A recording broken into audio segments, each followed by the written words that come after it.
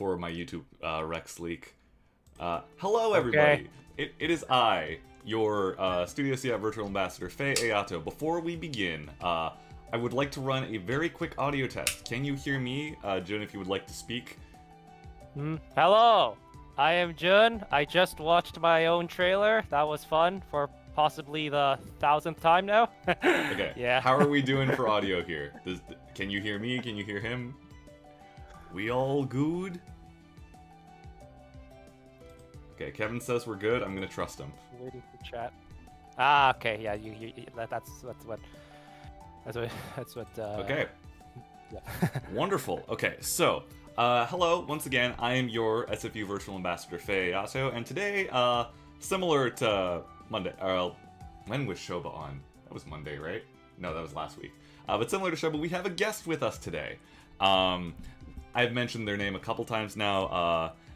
He's a SIAT alum, so great to have someone who is formerly part of our student body here, but I'm gonna stop rambling on and let him introduce himself. Jun, please, if you would. Yes, hello. Thanks, Faye. I'm glad to be here. I'm Jun Kakeru, the creator of yet another killing game. Yeah, that's yeah. Like obviously, Jun Kakeru is not my real name, but that's not really a secret, especially if you do a little research. But yes, I am a SIAT alumnus, so I am very excited to be able to kind of speak to the current student body and to see, and also to maybe even hear how things have changed since I last gone. But you know, like yeah, we'll see what you want to talk about. All right. So just a little structure for today. We're gonna start with a one-on-one interview with Jun. This is an opportunity for us to, at least, I don't know how many SFU students or SIAT students are in the chat right now.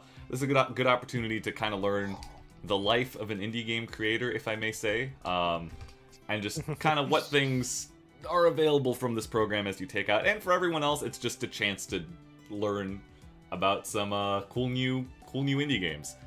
And then after the interview portion, we're actually going to be playing the game. I have not seen anything outside of the trailer for it. I know nothing. I'm going into this very blind, so we're gonna see how awesome. that is fun. That should be awesome, yeah. Okay, if there's nothing else, let's get right into it. And let me pull up my interview docs here. Yeah. So, let's start. Oh, and yes, Tech, thank you for linking the game on stream. Yes. So, first and foremost, you've already introduced yourself, but a little bit more about you. We know you as Jun Kakeru, the game dev. As a SIAT student, what did you get up to? Good question. Yeah, so SIAT, huh?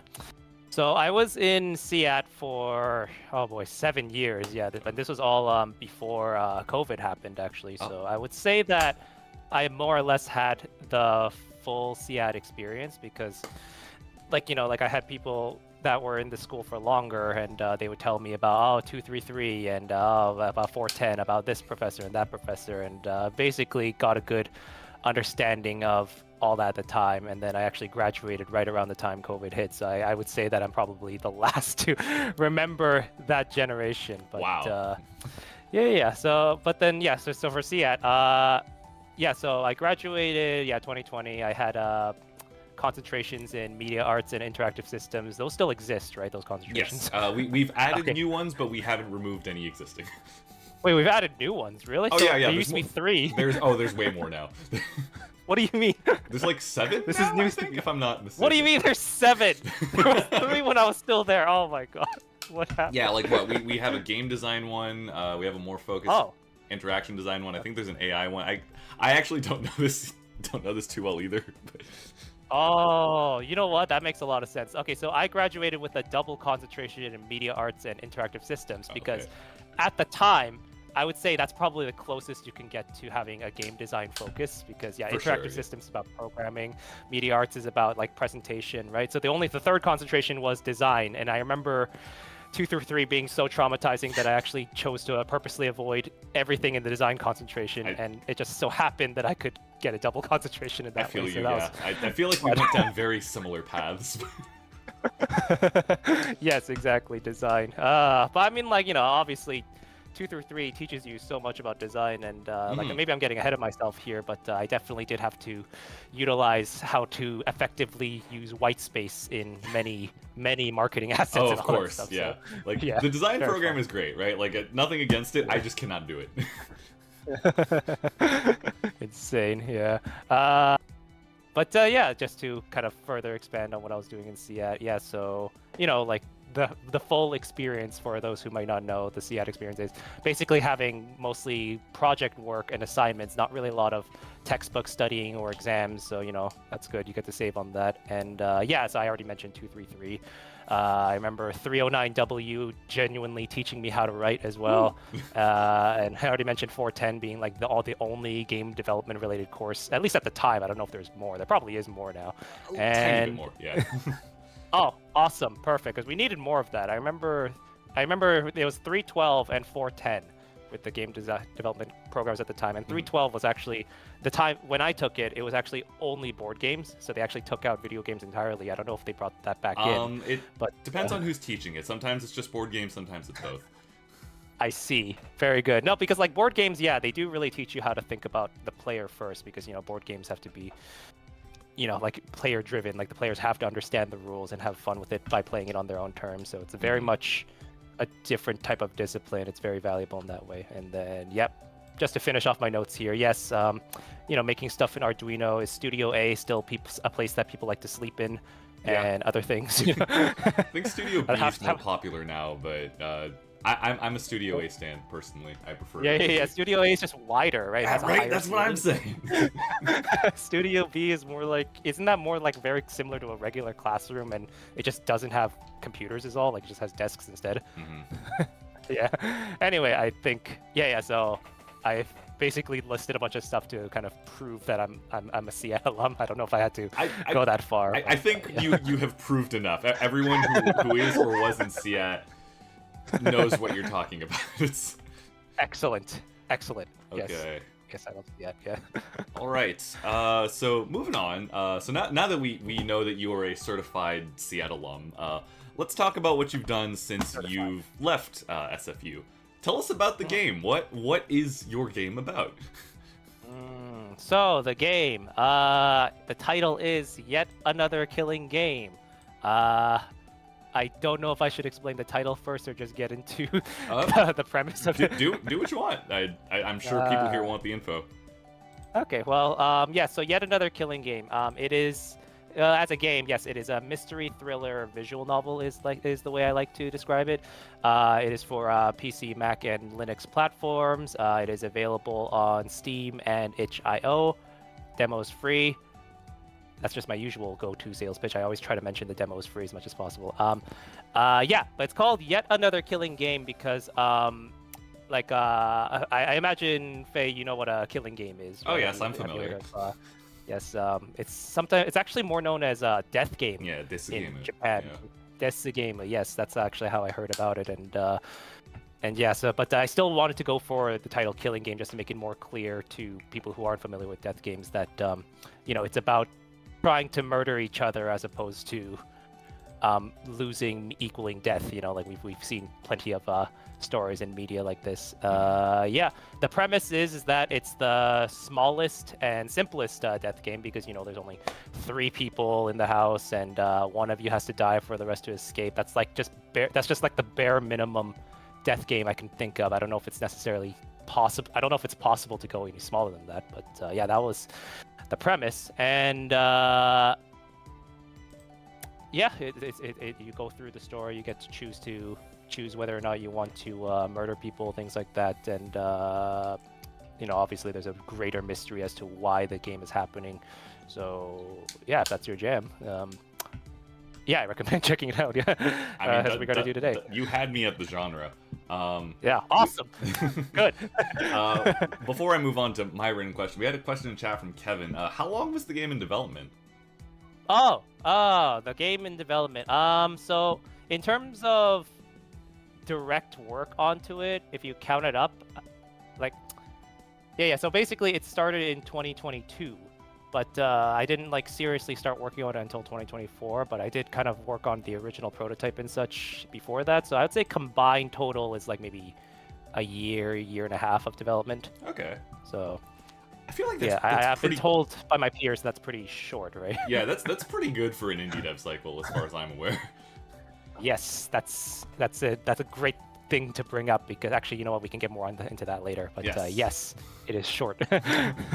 But speaking of your original prototype, how did the concept for the game come around, and the characters by extension?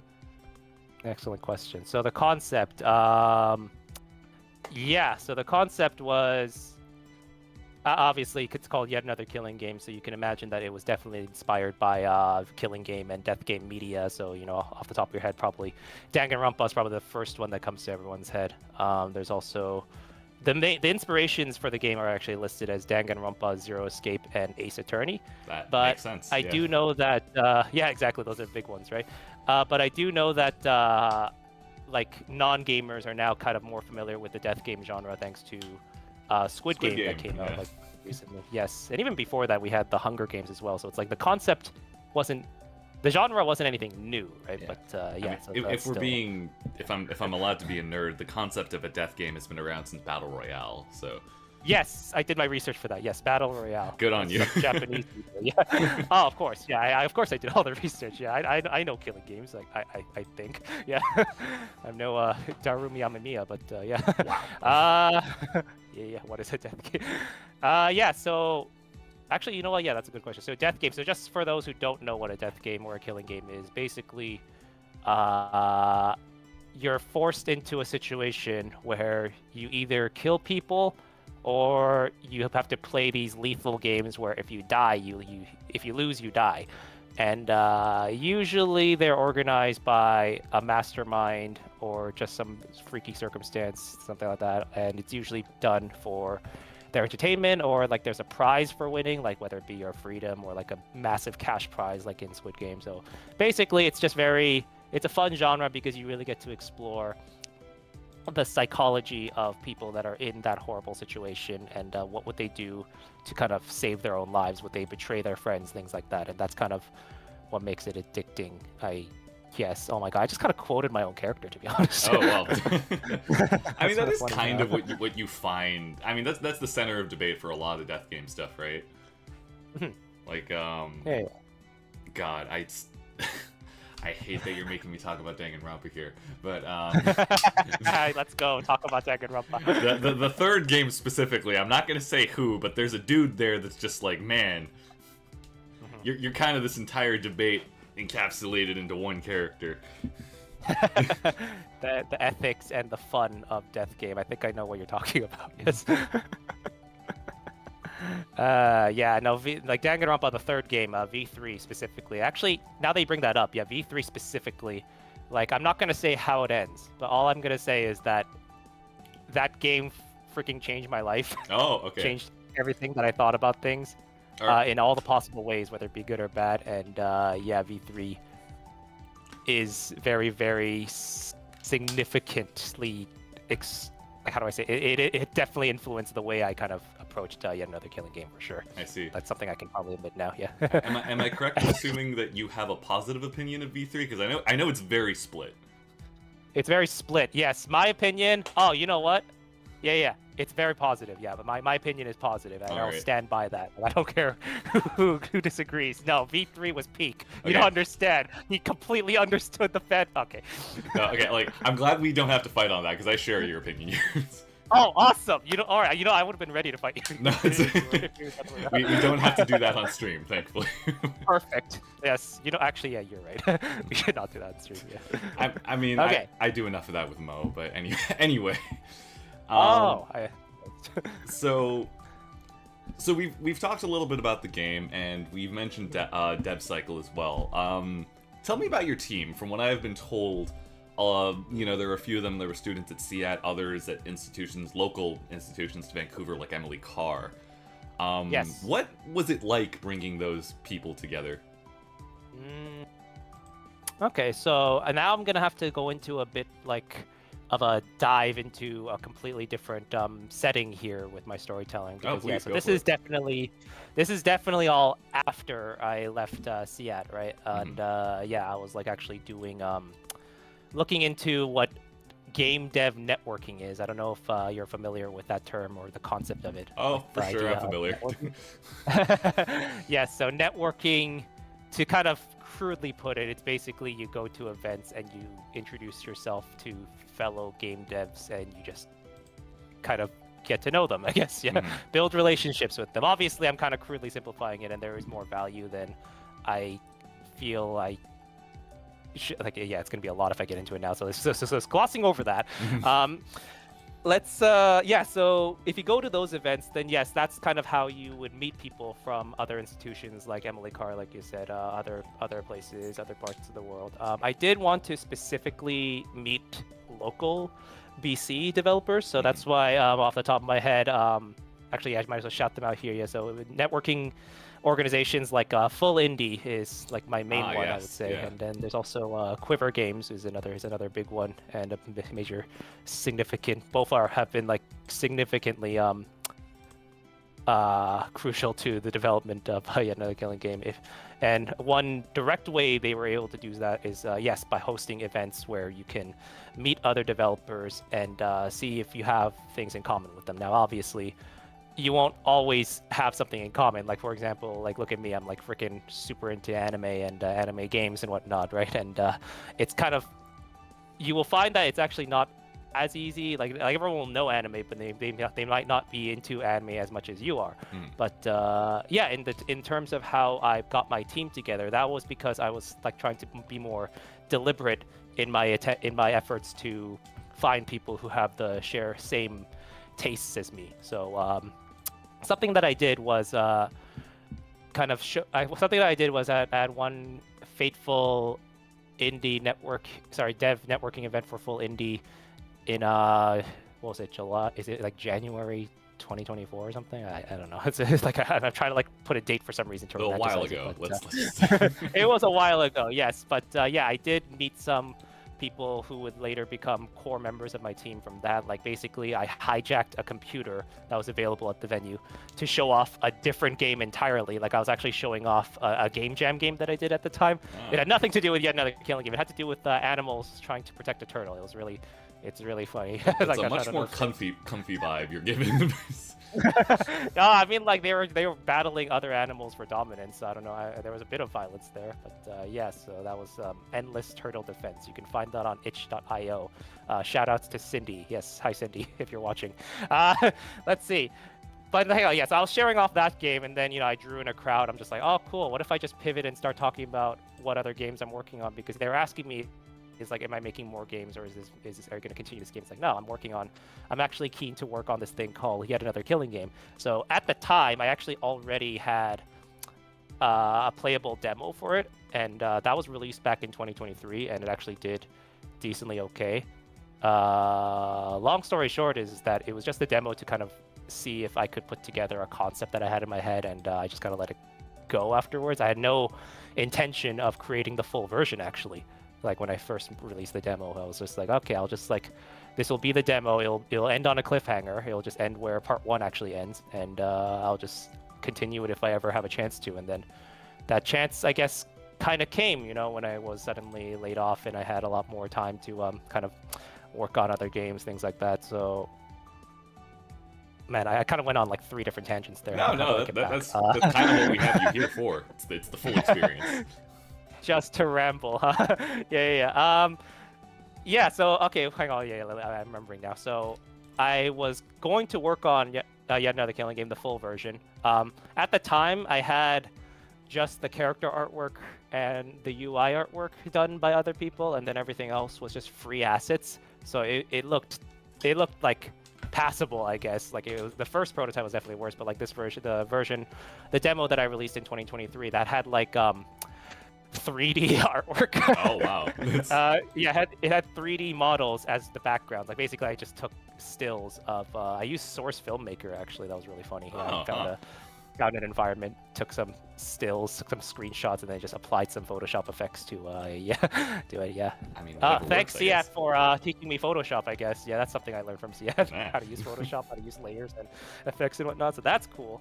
And I actually really wanted to mention this is that the first prototype. So this is not the demo. This is earlier than the demo. The first prototype, I was actually thinking of not using 2D character art at all. I was actually, because at the time it was 2020, 2021, right? I was actually looking at Vroid Studio and other softwares that were being used to develop VTubers, VTuber models actually. And I was thinking, what if I was able to like design a VTuber model and pose them and then use them in as character sprites in that way? That was actually my original plan. I could not figure out Vroid Studio for the life of me though, so I gave up in a week. I see. I just decided to look for other assets. Like the prototype was built using Custom Cast, which actually had a much more, it was more of a dress-up simulator than a Vroid thing. Like I just could not figure out how to even manipulate one strand of hair. So I have absolute respect for people who are able to make VTuber models and rig them and whatnot. Like it's like I don't even know how to begin to do that. Well, yeah, I mean, as a VTuber myself, I have mass respect for everything that went into this. Oh, awesome! Yes. Appreciations to Faye Ayato's modeler and riggers. Yes, my VTuber parental units. I don't know if you're in chat. I don't think you are.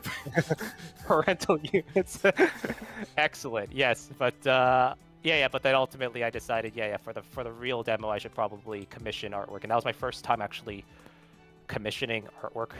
Because like you hear about art commissions are open, but nobody really explains to you how that works, right? The concept is that you pay an artist and then they will draw something for you in exchange for that money. It's like, it sounds simple if you say it like that, but like it was like daunting to me at the time. But fortunately, I had a friend who was able to like introduce me to Fiverr and Sketchmob. And tell me how those platforms work, and we found someone that could do the illustrations, and just took it from there. It was just an experiment. I had some disposable income at the time, and I got a pretty good result out of it, and that artwork basically carried me for a while, because I don't think the original demo would have done nearly as well if I actually did ended up using screenshots of 3D models. Like I'm so glad I had Erwin Mangetsu draw the illustrations and then also continue being our character artist for the full game. So that's a fun success story. All right. What was the original question again? Well, the original question is how you brought them together, but I'm kind of gonna move on to the next part of that next half of that question. So you mentioned obviously character artists, and there's a lot that goes into making a game, right? A bunch of people with a bunch of different practices. What's it like working on an interdisciplinary team such as that? So the main reason why I felt so confident that I could direct the team on this project is because I actually did have formal employment experience as a game designer in at least 2 or 3 different companies. I've lost count. But basically, the role of a game designer is, common people will think that that's the ideas guy or whatever, right? Somebody who comes up with the game ideas. It's like, no, it's far. My definition of a game designer is somebody who can, first of all, take responsibility for the gameplay and the game and the ownership of kind of where the fun is and what direction it should head in, but then also be able to, like you said, interdisciplinary communication, right? So the role of the game designer is to kind of know what to ask for each of the different departments. And me having an interactive systems concentration, it meant that, and also knowing how to use GitHub and whatnot, it meant that I actually was able to talk with programmers like pretty effectively, and that's kind of how I ended up in design work in the first place. I don't think about it like my first opportunity, but that's besides the point. And I knew that for the sake of yet another killing game, all the main things that I had to do was figure out somebody who could draw the background art, the music, and all that stuff, right? So as long as I was able to kind of clearly communicate what was needed and then just negotiate with them on time estimates, like how many can you get done, things like that. Like I saw myself being able to do that, like with the experience that I had at the time, and that's kind of how I ultimately took a leap of faith, I suppose. So I really owe a lot to both SIAT and the jobs that I had, kind of teaching me how to be able to talk to people, know how to negotiate them, as well as know how to I guess motivate them as well is another thing. Because like, for example, like oh my god, I completely forgot to mention this. Shout outs to SFU manga in Surrey campus. I don't know if you guys are still alive, but I was actually one of the co-founders for that as well. Wow. SFU manga. Yeah. I was one of the co-founders, and basically the idea behind SFU manga the original idea was to actually help writers and artists collaborate and draw manga together. And something that I really, really learned is that, especially when you communicate with artists, like you do need to kind of, appeal to their aesthetics. Like basically you can tell them your grand novel idea, but if it doesn't captivate them, if it doesn't capture their interest, then they actually won't be able to like function accordingly, and there'll be a lot of disconnect from that. So I learned from there, it's very, very important to be able to make sure that the artist kind of can get behind what you're trying to do. So like compatibility matters. It's not just a matter of skill. Sometimes you just have to have the right sensibilities in that aspect as well. So that knowledge, that experience also became very relevant here, because for yet another killing game, I definitely want to make sure that the people who I get on my team are people who obviously can do the work, but then they're also on board with the idea of a visual novel, anime style, death games, just something about the project appeals to them. And that's kind of what I was looking for when I was recruiting my team at the time. So I would say that's very important. Yeah. Well, my next question was actually, what did you learn in school in SIAT that helped you? I feel like you've answered that partially. Is there anything more you would like to add? So what I learned in school, so in terms of technical skills, I mean, I don't know if this is still the experience at SIAT, but basically the lecturers don't teach you any technical skills. They teach you a lot of theory. And then the labs are where the TAs are able to teach you how to actually build stuff in Unity or Unreal or whatever. And even from there, like I remember just the TAs just sometimes can't answer everything, so you'd have to do a lot of researching tutorials on your own or asking your teammates. So I would say that I guess ultimately I do kind of owe everything that I've learned to the SIAT environment. Like maybe not necessarily the curriculum, but I definitely learned a lot about. I learned how to use Adobe Creative Suite for starters, like just how to use Photoshop, Illustrator, how to use Premiere Pro, so I know how to do video editing. That trailer was edited by me, by the way.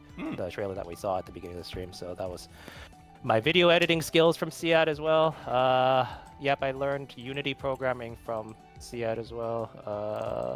And once you know one game engine, you're able to kind of learn how most other game engines work, from my experience. So totally. Yeah, I didn't. So yet another killing game was built in RenPy, but I never learned Python actually in SIAT, but I was able to barely understand how to work with it just because I did have experience writing Java in SIAT classes after all. So once you know one programming language, it kind of carries over. So yeah, I would say SIAT, in a weird way, SIAT classes, because they make you do like a little bit of everything, it makes you optimal for indie development where you have to do a little bit of everything. It's just really fun. But obviously, employers kind of want you to specialize in something. So I would say, even if you're in SIAT, try to find at least the one thing that you're really, really passionate about. And for me, I was actually interested in. Oh, this is a fun fact. I was actually interested in animation when around my first and second year. I actually was thinking, I enjoyed what was the animation class? 343. 343. I think. Yes. 343. Yes, I had a good time putting together keyframes in Maya and whatnot. So it's just I actually thought that animation could be a path for me, because I've always wanted to be a storyteller, basically. I've been writing novels since I was in middle school, maybe even high school. So it's just so I've always been keen on writing and storytelling, and it just so happens that I kind of landed on games as my storytelling medium, but only after I kind of explored a bit in SIAT, because I actually did seriously think about pursuing animation and film as well at one point. So lots happened, yeah. The more you talk, the more you make me feel that we both had very similar journeys throughout SIAT. Awesome, amazing. Yes, if you have more questions after the stream, I'll be happy to answer them. Yeah. Sure. Also, we have a comment from Ant in the chat. They don't think the manga club is alive by now, because if it was, they would have joined. Comics club, interesting. Yes. Huh. Is that a SFU Surrey club? Because the main reason why SFU Manga was founded was because at the time, at least back in my day, at risk of sounding like an old fogey, there was only SFU anime, and they exclusively met at Burnaby campus. So SFU Manga was also kind of created as an opportunity to gather anime-minded people at Surrey campus. Just give them an opportunity to be able to. So basically, SFU Manga, we didn't just make manga. We just sometimes we watched anime together or played games together and just talked about anime together, things like that. So we did that stuff. But comics club, huh? I hope. Okay, it includes manga. Perfect. Yeah. So there you go. People have, but now SFU Surrey has this going on, this SIAT VTubers thing, which is awesome. It's like, oh, perfect. Now we have like an actual beacon, like a lighthouse to follow for people that are anime minded, because like in SIAT especially, you're gonna get a lot of people that are into anime. Oh, absolutely. So yeah, I mean makes perfect sense to have something. That's what we're trying to appeal to here. It's good. You guys are doing amazing work. Yes. Thank you.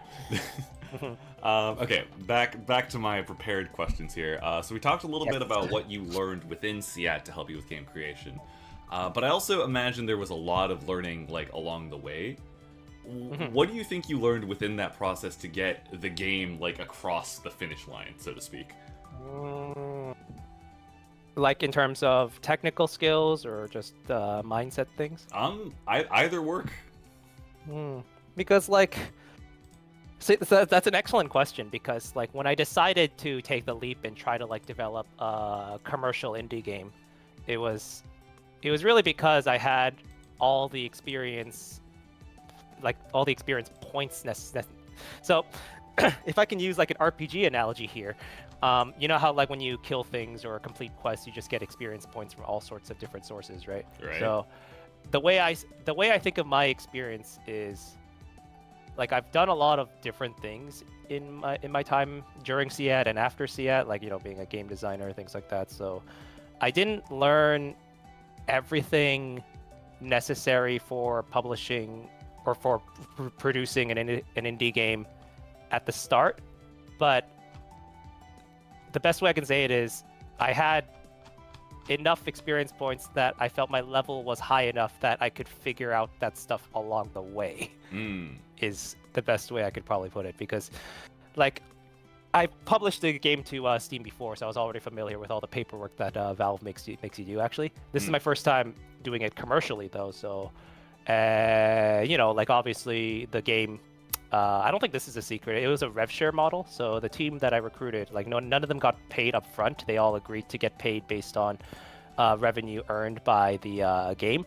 And things like how to write a rev share agreement, like I'm not a lawyer, I never went to law school, I don't know who to even ask for that, but I decided that, you know what, after attending enough game dev networking events, you find out that there's plenty of people who are in the industry that also don't know all this stuff, haven't figured it all out, and they are happy to kind of learn along the way and just kind of figure it out. I think a good mindset to have is and I'm glad that I had all of my undergraduate degree to kind of like knock this attitude out of me, because the attitude I'm referring to is perfectionism. Oh, of course, yeah. So if you're perfectionistic, and I was definitely, especially during my undergraduate, my time in SIAT, if you're perfectionistic, then what happens is if you feel doubt of any kind, even if you have like 99% confidence, that 1%, you still feel like you should hold yourself back from executing the entire thing. And at a certain point, I think how perfectionism gets broken down is you throw yourself in uncomfortable situations and make enough mistakes where you realize, you know what, I already lost my perfect record in my life anyway, so it's just why not just pursue imperfection, embrace imperfection, just kind of do things, because you already messed it up and you're still standing, you're still fine. You realize it's not as bad as you thought it would be to kind of mess up that one thing. So with that attitude, that's kind of how I ended up taking the leap with this game. And like I haven't figured out how to do rev shares, and I didn't want to pay the money to get a lawyer to draft one up for me. So I just kind of went with my instincts as to what makes sense, what is fair for everybody.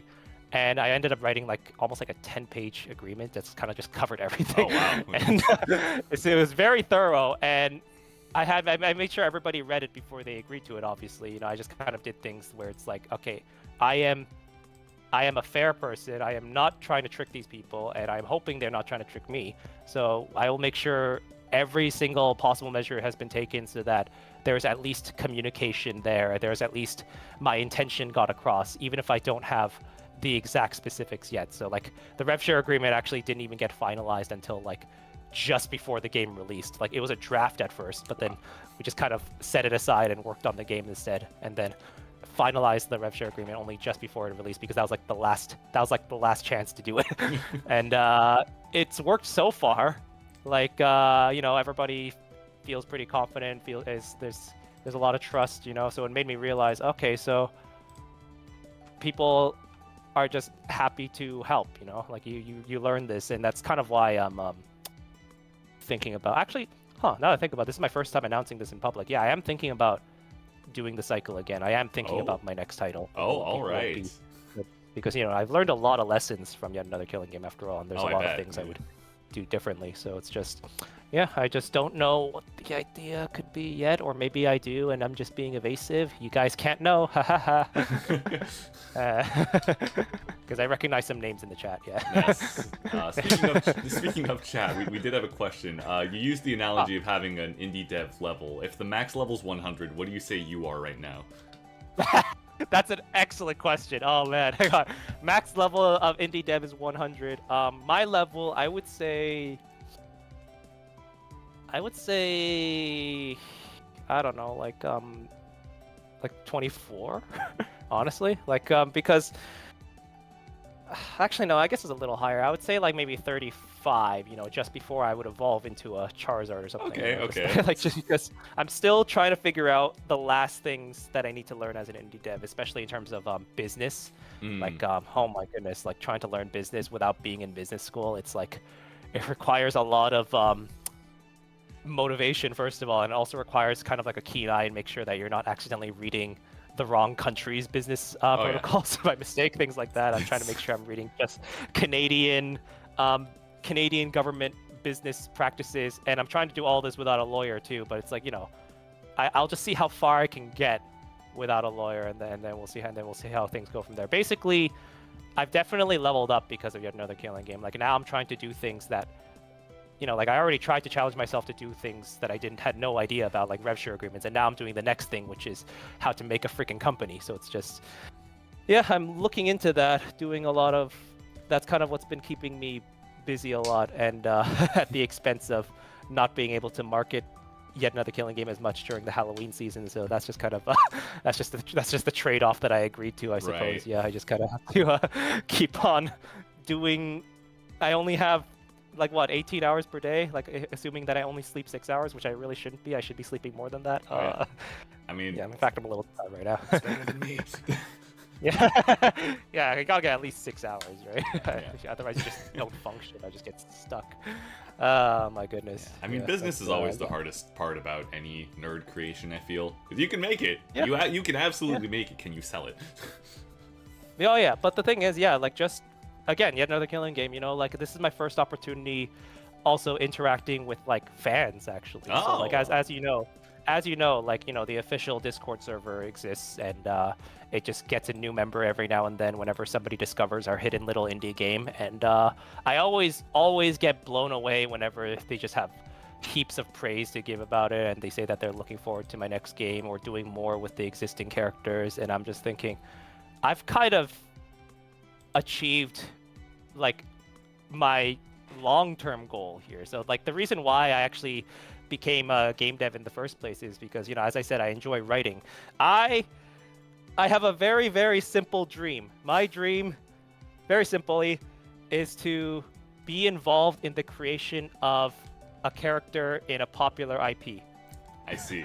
And see fan art of that character. Yeah, that's literally all that drives me right now. That's why it is no exaggeration when I wrote in the description of our fan art channel, every piece of fan art gives me life. Please keep creating fan art for me, because that's like, oh man, you know, because I love so many series. Like I'm a gamer, obviously, you know, like I play Fire Emblem, Pokemon, Xenoblade Chronicles is a big one, and obviously Ace Attorney, Zero Escape, and it's just so fun seeing fan art of characters from each of those series, because, you know, they just feel so much more alive. You know, it just feels like they're kind of in our world. So I kind of wanted to be involved with that. You know, I just want to also be able to create characters that people kind of bring to life through their own hands. You know, yeah, like, whether it be I feel that or... like every piece of fan art I get of myself gives me life, right? So Yeah, exactly. Right? Yes, keep drawing Faye Ayato fan art, chat. You know, Please.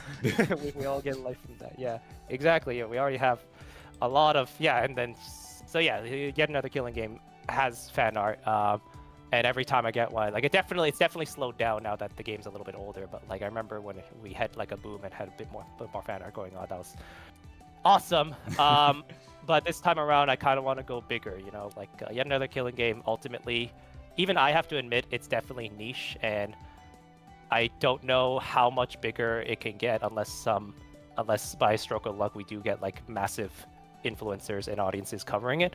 But until then, I'm just like thinking, okay, you know what? It's okay.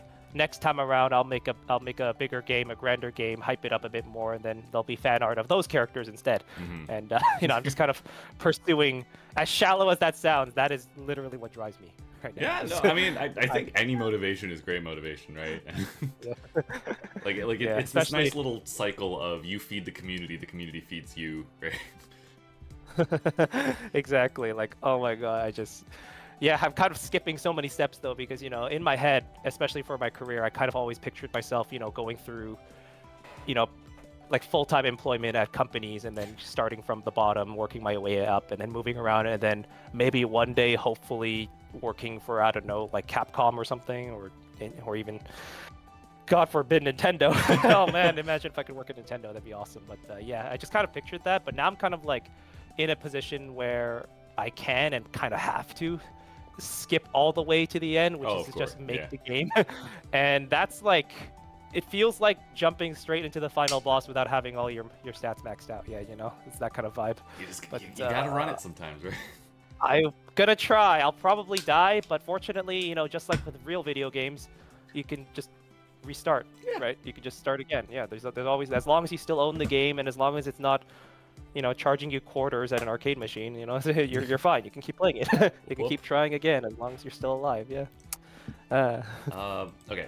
Before I go back to my script, Little Miss Puppeteer in chat asks, how many works in progress do you have? Aside from the one you mentioned. Oh, as in like works in progress for games? I mean, even the one that I mentioned, that's hardly a work in progress. I would say it's still kind of like, I'm still just mulling it over, like what could it even be, right? Something you should know about me is, in fact, this might be interesting because, like, you know how like indie devs, a common complaint that they have, or just a thought that they share on social media is that, you know, oh, I have this idea for a game, and then they work on it. It's like, oh, now I have an idea for a different game, and then they abandon their project and they keep on hopping over to different projects, right? And as for me though, I can say I'm actually the opposite of that. Like, I've never been in a situation in my entire life where I had two different projects vying for my attention. Like when I was working on yet another killing game, that's all I had at the time. Like, I just, like, sure, I did a game jam game every now and then, but ultimately that was still my main goal, like, is to work on just the one project. So I am fortunately free of the curse of needing to force yourself to finish your first game so that you can work on your second one. I just kind of could work on the first game entirely until it was done, and I just don't, and I don't even have an idea for the next game yet, right? So that's like that suggests to me that I'm just like a one mind track pony, I guess, like just somebody who just needs that thing. So I mean, I feel like that focus is valuable. Like that's I think that's what's gotten you this far, at least partially. That might be it, to be honest. Yeah, because I do empathize with the plight of indie devs that kind of feel like they're trapped by their own idea and they can't work on their next one until they finish that. My advice to them would be to just do your best. Like, just pick whichever was more valuable to you. Like, it's obviously case by case, but like, yeah, I kind of get why that would be the case. I just never experienced it myself, so I shouldn't say too much on the matter. Yeah, yeah. Focus is good. Yes, thank you. Yet another killing. All right. Okay. Moving on. I think you kind of answered this, but if we can get a more detailed answer. What about game development spoke to you as opposed to other forms of creative media? Like, in short, why games? What brought you to that? Yeah. Why games? Yes. Yeah, you're right. I did kind of like touch on this a little. Just to kind of further expand. So as I said, I've always been a storyteller, right? I've always been kind of daydreaming up ideas usually fantasy settings, and even back then, I was always able to like lock in basically. I didn't have too many ideas juggling in my head, even when I was writing novels. And in fact, I actually did finish an entire novel series at one point during my time at SFU Manga. Yeah, please don't look it up. It's yeah, it's kind of cringe, but it's okay. Hey man, cringe is power. Cringe is power. Yeah, and like I said before, yes, I did enter SIAT because I wanted to kind of explore what I wasn't sure exactly what I wanted to do with the storytelling, whether it be film, animation, or games. I just knew that it was going to be visual in some way or form, right? I also considered manga after all. Right. So I just really, really wanted to do something visual because like that's the visual stuff is what makes it like, you know, you see, especially in anime fandoms, you know, you see cool characters, cute characters, you know, all kinds of like appealing characters, and you just kind of want to kind of capture some of that magic for yourself, you know, like create something that's your own and do that. I think we all kind of relate to that feeling, I would say. Mm-hmm. And okay, I'm glad I'm reviewing my own notes because here's the actual reason why I chose game dev in the end, right? Like after mulling it over. I wonder if it's okay to say this out loud. Like, I don't know how many Xenoblade fans there are. You got one right here, at least. I'll get what you're saying. Okay, so, you remember Xenoblade Chronicles 2? Yes. You remember when that came out, and you remember how it was very, very split. Yes. Right? About how it was so different from 1. You know, it was definitely more waifuified, right? Yeah, that kind of definitely. thing. And I was like, at the time... Okay, so I have to emphasize, at the time... My opinion was, yeah, I don't think this is as good as 1. Like, because, you know, 2, it feels like they focused more on trying to get you to like the individual characters to the point where it almost felt like it sacrificed the main plot. Because the first game's Xenoblade Chronicles 1, the first game just had so much cohesion to it. You know, like everything was linear and the motivations kind of drove each individual chapter, whereas Chronicles 2 felt a bit more episodic, and the ending kind of felt like it wasn't really properly built up to. It felt like it was more just a natural, oh, that makes sense, as opposed to, oh, this is the only way it could have ended. I don't know. That's like the feel.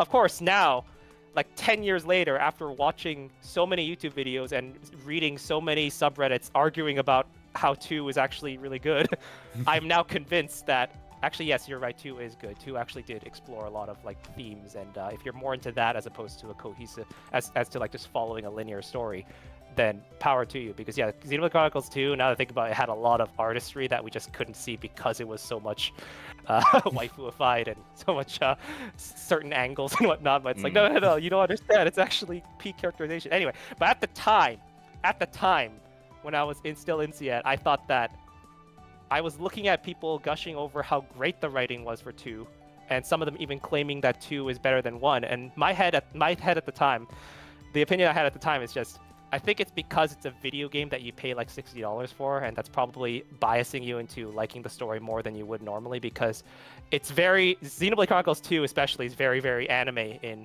how it does its stories, right? So it's just, definitely. I felt like if Xenoblade Chronicles 2 was an anime or a manga, it wouldn't have nearly as good reception as games as it would have if it was a game, and it was a game.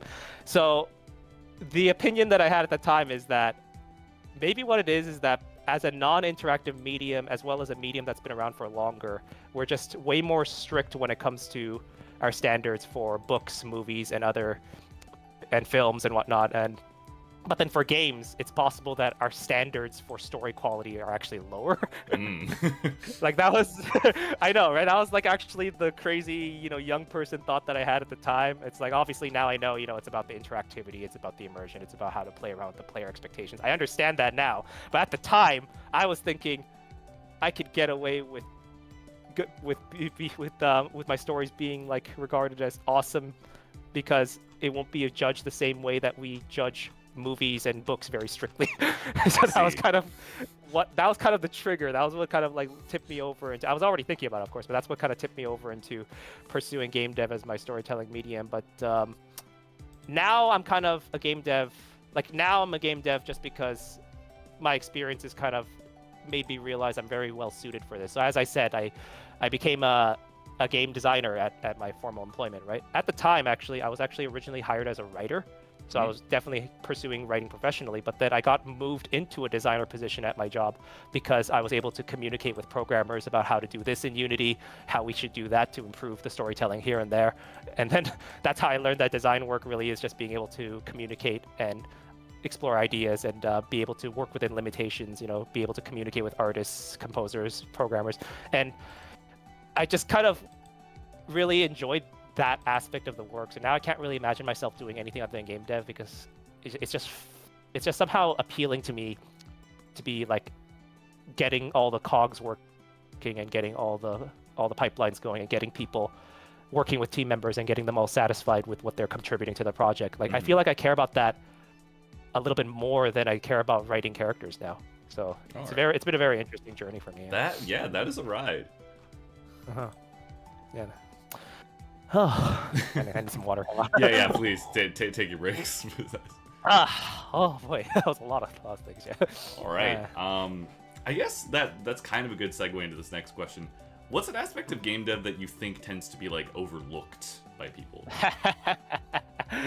Yes, another very, very good question. Like I'm sure everybody here uses social media to an extent, and you know how like there's always these people saying, "Oh, like this is a terrible looking game. It's not worth $100." And then equally, you have people in the comments saying, "You guys don't know shit about game dev, or you guys think that it's that easy when it's really that hard to even set up a model, things like that."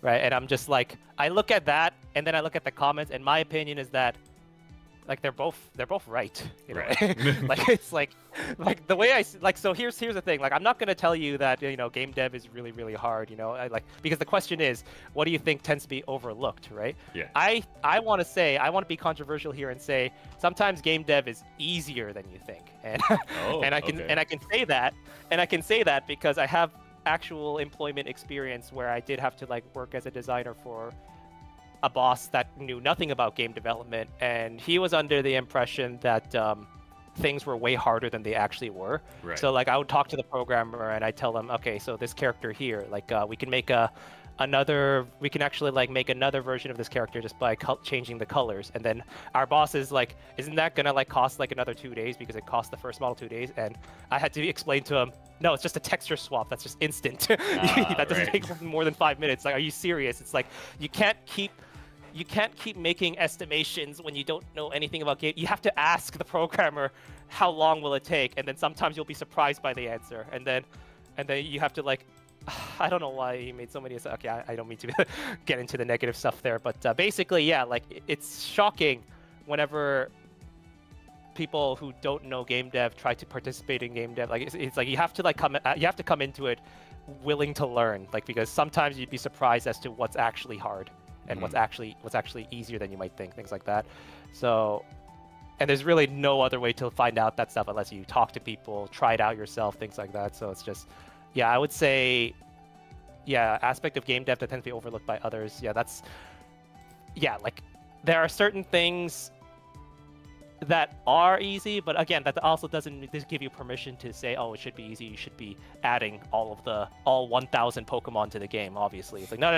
There are other circumstances, like 1,000 Pokemon. Yeah. Like I'm gonna be controversial here and say, no, I kind of understand that decision. Like even from a player perspective. Oh no, absolutely, yeah. But remember that going on at the time. Bring back Nat Dex. At the time, it's still going. It's still going, really? Haven't we kind of given up by now, as well as just? I mean, it's not as strong, but like, no, there's definitely still camp.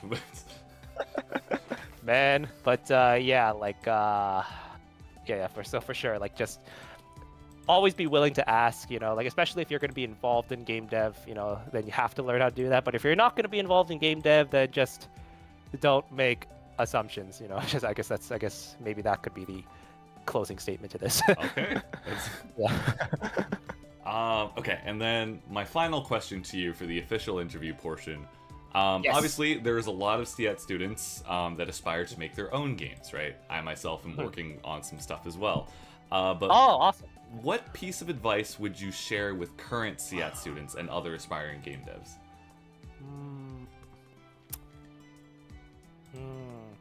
I'm sure that a lot of you have already heard things like, finish your game early or be willing to kind of push out stuff that's incomplete. You just get stuff done. And that's important, but the advice that I actually thought of, and I think is kind of more relevant coming from me, is, so here's my advice, and I'm gonna emphasize this. You want to build your network early, and by that I mean your social network. So it's like, just to kind of get into a bit more of a deeper answer here. So when I was a student at SIAT, oh boy, because I am just not really in touch with anybody that I knew, like maybe one or two people, but like, yeah, for the most part, I don't think I made too many friends in SIAT, and definitely not too many of them I stay in touch with, as well as even professors and whatnot. You know how they say you should always try to befriend your professor? I didn't really do that either. Like I just kind of got reference letters from them at the most part, but that's about it. But now that I'm kind of out here, like trying to be part of the industry, like even if you are going fully indie, like obviously networking, very, very important, very good for getting jobs that aren't usually visible on the public job market, and you can like kind of get introduced and find a job that way. But even for indies, like you really need to be good at talking to people.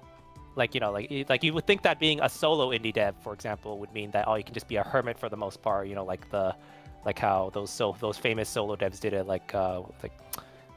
Actually, no, like the Stardew Valley creator, like he worked on Stardew Valley for 5 years, but he still stayed social in that he kept on sharing devlogs, and that's kind of how more and more people knew about the game before it released, right? So it's like that's sort of like the core of what's important in indie dev, and something you should just keep in mind is, you need to build your network, because you need people to know what the game is, right? Like even for yet another killing game, I don't think I knew too many people by the time it released, so it's definitely helped me meet lots of new people, lots of new connections, but it definitely could have had a better release if I had more people know about it, had more people to kind of shill it to their friends and whatnot, and basically, and then that all adds up, because like the more clout you have, unfortunately, and I'm sure you're no stranger to this, the more clout you have, the easier it is for people with bigger clout than you to actually give you the time of day and talk it out.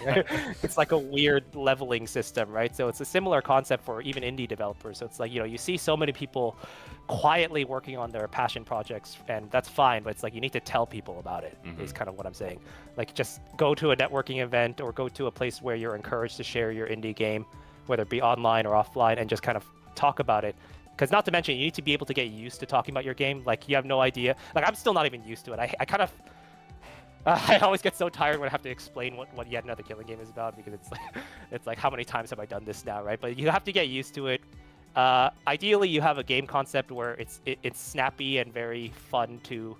very intriguing, right? Just from saying 2 sentences about it.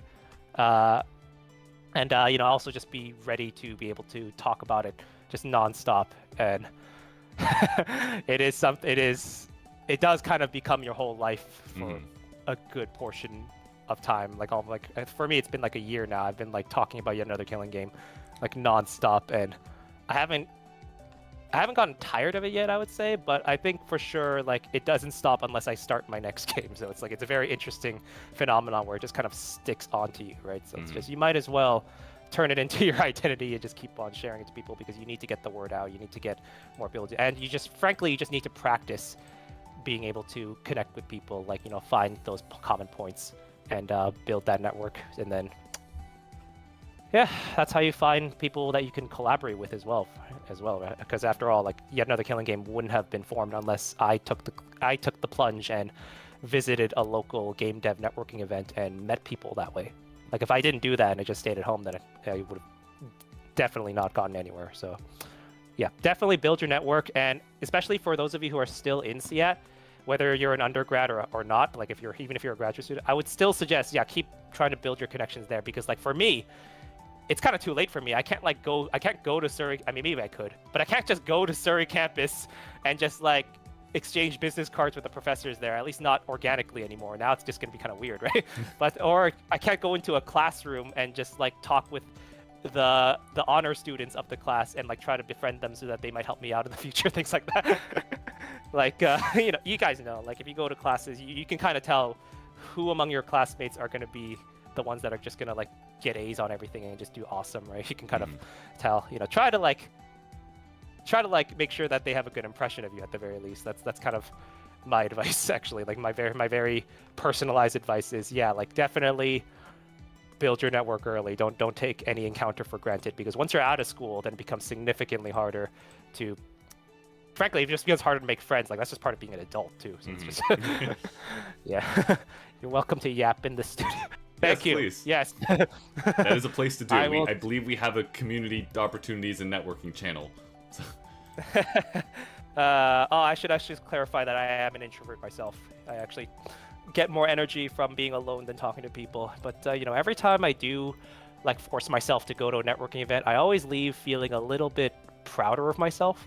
So I would say definitely try it once, see if you get that same feeling, and just keep pursuing that feeling is my suggestion. Because I still dread having to go all the way downtown to those places, but then whenever I do, it's like I always feel like I ranked up my social link with at least one person. Because you tend to see familiar faces if you go often enough, and I imagine that's how social links are formed, right? Everything leads to networking.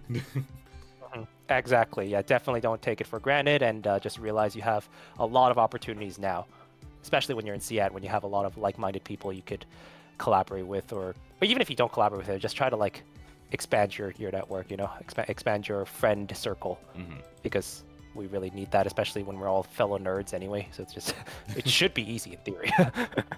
Hopefully.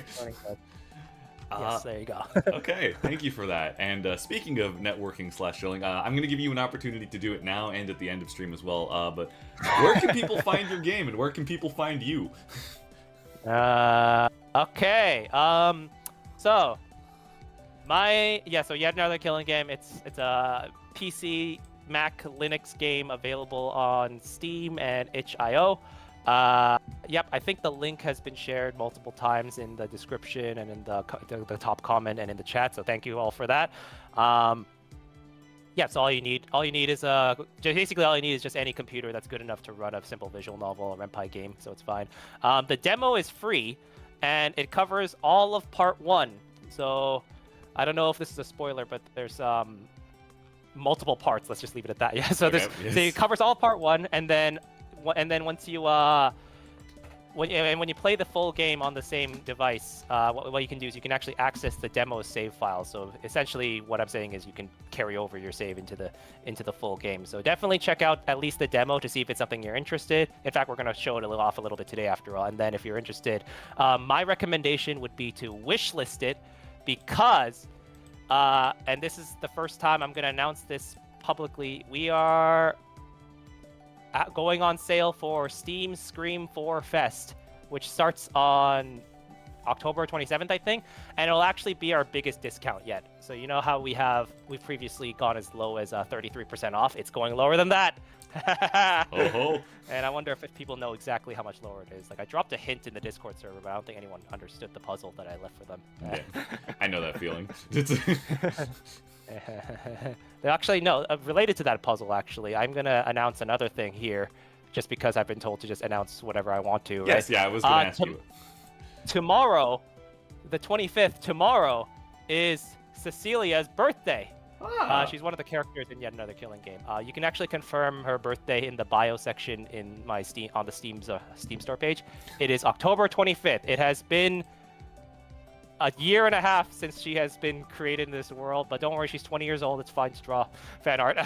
But important clarification. It's her birthday tomorrow. I have things in plan for tomorrow that I hope I'll have the energy and time to do. But and then just in time for a Scream Fest. So yeah, definitely check it out. It's definitely a Halloween optimal game. Yeah. So I guess that's about all I have to say. Yeah, definitely check out the game. It has a very good rating, like a very, very good rating. Okay. And we had a lot of people work hard on it. Yeah. Oh yes. Who can find? Oh, me. Yes. Yeah, where can we find you? Oh yeah.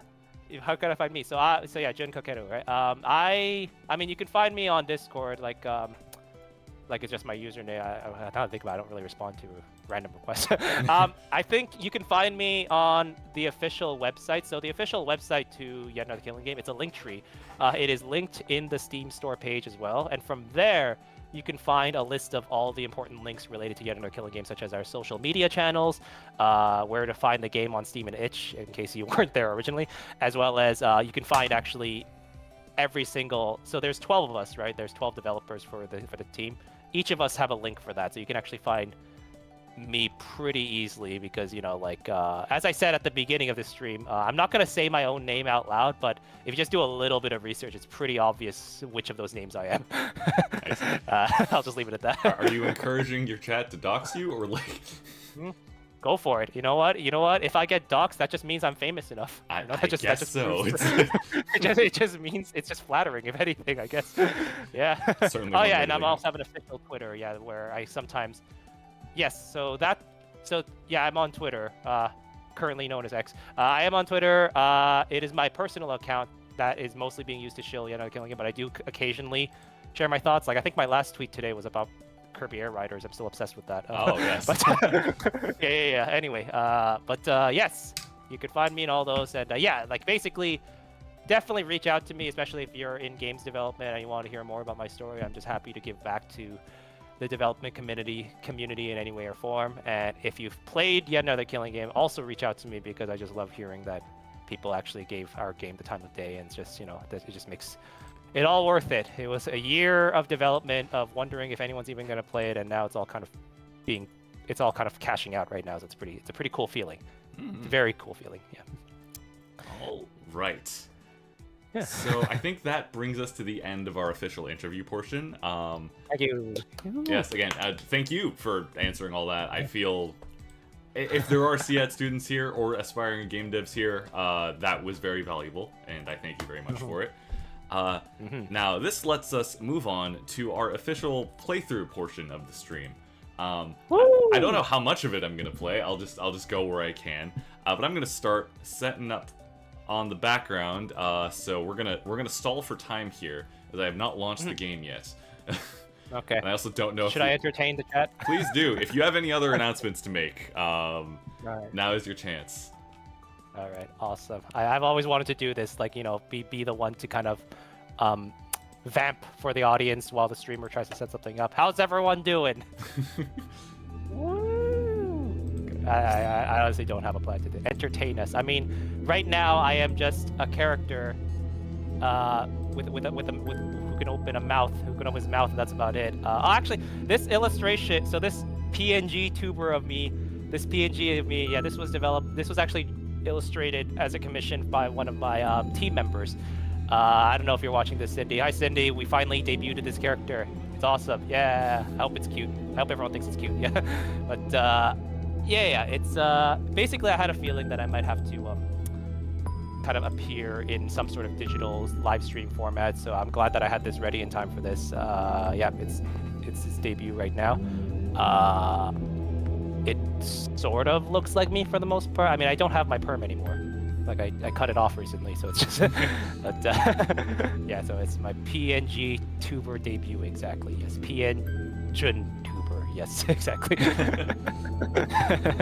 But yeah. I mean, what else can I talk about? Yeah. I remember I didn't even have a. Oh no, I did have a PNG tuber back when I was trying to do Twitch streaming, and ultimately didn't really last. You know, you need a different constitution entirely if you're going to be a content creator. Absolutely. Like I'm just saying, and I'm sure you know this. Yeah. Oh yeah. You need a specific type of constitution. I just don't have that, so that's why it's so difficult for me to like shill on social media, because it's just it requires the same constitution as that, right? So it's just. But at least we have an original game, so you know I have the motivation of trying to get that game going. Yeah. Is the. Okay, so the audio. what I'm going, yeah, is chat. Can we hear game audio? Because I don't think we can, if we're correct. Jen, I'm also going to stream to you directly to see you. Thank you. Yes. Yeah, so I can hear my own audio. Yeah, I can hear the audio. Actually, no, I memorized the audio at this point. Of course you have. Yeah, you need to. But yes, chat. Can we hear game audio at all? There should be menacing music right now. If not, I will fix that. You hear it. Okay, cool. It is open square bracket L close square bracket Oding by Carrie Kabuchio. Yes, shout out to Carrie Kabuchio. Yes. Okay, you can hear the spooky. Is it too loud? I can turn it down because my audio setup's a little jank right now. I believe I have Jun and the game coming out of the same output. If not, we can change it if needed. But we can also adjust volume settings in the game itself. Yeah, that's probably what we're gonna have to do. A bit loud. Okay, we're gonna turn music volume and sound volume down a little bit. Volume down a bit. We'll adjust that as we go. Yes. Okay. Shall we start then? Yeah. As soon as you start, it will begin right away. All right, let's run it. Yes. Oh wait, the game's. The game is. Oh, there you go. You're fine now. Oh. Yes. Oh. Content warning. Oh, sorry, I'm watching the wrong stream. Yes, I have to watch the Discord stream because like right now it's delayed on the. I see. YouTube Yes. so that makes sense because the YouTube stream would be delayed. Yes. So hang on, let me just change my windows around just so I don't get confused. Okay, but yes, content warning. If you're not cool with any of that, now's your shot to yeet yourself. Yeah. Probably a better way to see that. Fun fact of this screen: obviously, Doki Doki Literature Club had a factor in this. That makes sense. That makes sense. Yeah. Did Doki have a content warning? I don't remember. It did, and that's kind of why a lot of people like kind of clamor around it because it was playing the cheery music and the cute characters and the fun sound effects, but then it said this game is not for those who are easily disturbed. It's like, wait, what? Like, right. It makes you clench your butt cheeks if you pardon my French. Yes. just a little bit, you know. Yeah. There you go. Let's get moving. Yeah. And I'm gonna move the window around just a little bit so I can read chat. Just for the sake of the chat, I am gonna darken the flashes. But yep, that's fine. I kind of considered that, Ace Attorney only recently started doing that. Yeah. All right. Like Ace Attorney kind of. Oh, hang on, it's starting. Oh, this is it. After all that's, I don't know the voice yet. It comes down to this after all. Are we killing either of you, or are either of you killing us? All I have to do is make one final choice. Haha. Okay, we're. Oh god, this is the most messed up Matrix. Yeah, you got. Oh my god, yeah, you got it. Okay. I actually didn't realize the Matrix parallel until. Oh, okay. Jun, do you know the history of Blue on my channel? No, I do not. Okay, I'll explain later, but since the timer's going down, I'm gonna kill the blue one. Oh, dang. I guess happy birthday. Oh, this is the birthday. Oh no, I'm so sorry. You're killing the birthday girl. I can't believe this. But yeah, I have a bit of a history with the color blue. Nice. Kill the blue one. Oh god. Kill. Oh, we're stabbing him. Oh god. Oh yeah. Kill. Loving the dialogues. Kill. Oh yeah. Kill. The seventh one. Kill. Congratulations, you made your first choice in the kill Part game. 1. Welcome to Killing Games. Are you excited? I think so. Hey. Awake. Blech. What happened? If it didn't work... Okay. I don't trust anyone, including myself. No, that's a common reaction, don't worry. You're fine. Waking up! She's waking up! What's happening? Yeah. Hello. Hey there, sleepyhead. Rise and shine. I'm kind of glad I killed you first. My head. Oh, where am I? Oh, okay. This house is a... this is a much wider environment than I imagined. I thought we were just going to be in a room or something. I love this background, by the way. Props to Mai for drawing it. Ah, it's so good. Are you okay? Does anything hurt? My everything. Who are Everything you? Hurts. I suppose we've never met before. I don't like your hesitation on that. I don't like your hesitation on that. Nah, it's fine. Is she awake? Don't worry about it. Hello, madam. And you are... Whoa, Jesus Christ. What do you... Okay, girl. Personal space. Please. Get right in your face. Ah. Hey now, she only just woke up. Let's take it easy with the questions. We should make sure there isn't anything wrong with her. In what way? In what way, indeed? What's going on? What is this place? Answer my questions first. Answer that. Let's start with some introductions. Let's start with Shokai. Yeah. My name is Cecilia, and the beautiful, bespectacled bombshell to my right here is... Oh, you were close with that one. Most streamers struggle pronouncing that, yeah, because bespectacled is not really a common word in our language, yeah. I feel like I've seen it fairly recently. I don't know where. Yeah, beautiful, bespectacled bombshell. I just enjoy alliteration, okay? I can tell. I've confirmed it for chat. Yes, I enjoy alliteration, yes.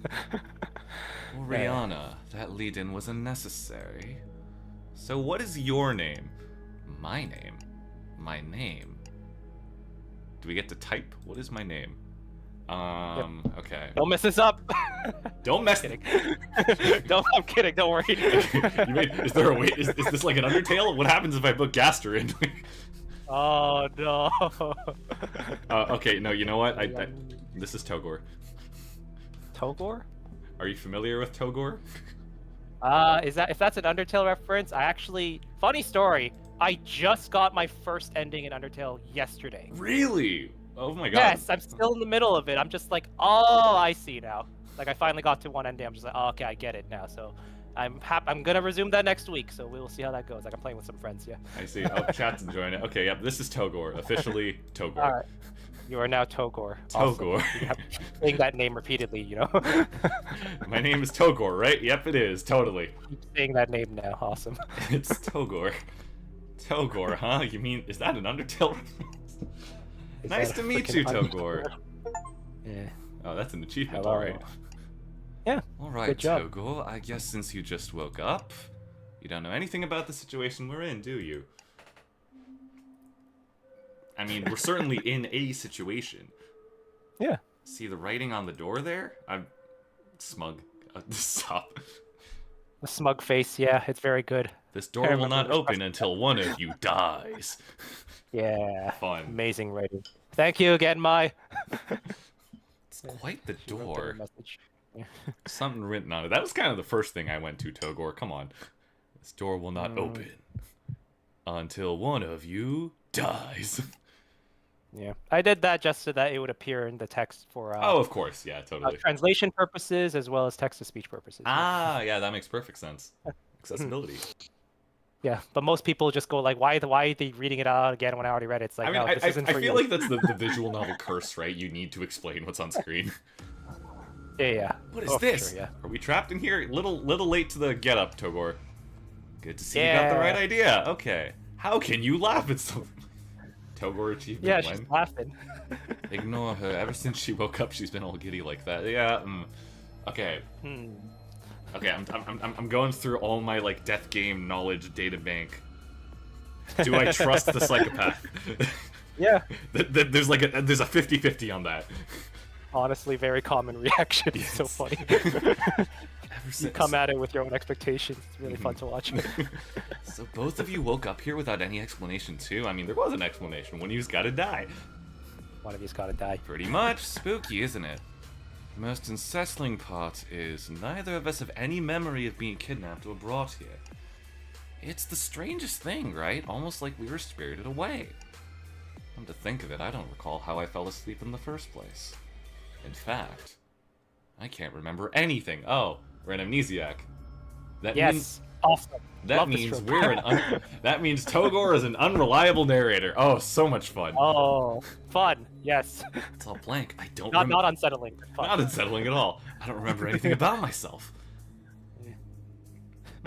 What's wrong, Togor? You look kind of pale. Do I regret naming this character Togor? No, not at all. No. It's nothing. I imagine you. Togor, I think I know what your answer will be, but do you remember anything about how you ended up here? Anything at all? I don't see any reason to lie to them yet. Truth is, I don't seem to have any memory about myself at all. None at all. Just that my name is Togor, nothing else. Amazing. Amazing name. What are those looks for? It's nothing, don't worry about it. I guess you must have experienced the worst of whatever this is. The most I can say is that my memory is fuzzy in some places. Oh, me too. Like, I remember who I am, but the past day or so is a total blur. They're acting kind of weird. Well, no matter. It doesn't change the fact that we need to find a way to escape this place. Yeah, I don't want to stay here overnight. Can't sleep unless you look like you would have a special pillow. I wonder what that could mean. I have no idea, actually. Okay. I think a bigger concern is that there's someone in this house out to kill us. Just to finish catching you up, Togo, Cecilia and I woke up around an hour before you did. Since you weren't coming to, we took a look around to see if there were any other exits. Good thing I came back here in time to notice you waking up. Imagine how scared you would have been if you woke up in this creepy house and no one was around. Yeah, okay, so did you find anything? A couple of the doors are unlocked, but none of them lead to an exit. I don't know. I give default British to like anyone who seems remotely posh just as a differentiator. No, that's fine. You're not the first one to give her a British. That doesn't surprise me at all. I think she might be a little British as well. She might be a little British. Who knows? I honestly don't know. Meanwhile, the windows are all totally locked, and we can't even see what's outside because of that weird fog. Oh, there's fog. Okay, great. We're Silent Hilling it. Fog. Yes. If we keep looking, maybe we'll find some keys or other clues. It's like an escape room. Fun, right? I enjoy those. Not the death kind. Yes. Not the death kind? Oh, okay. Well.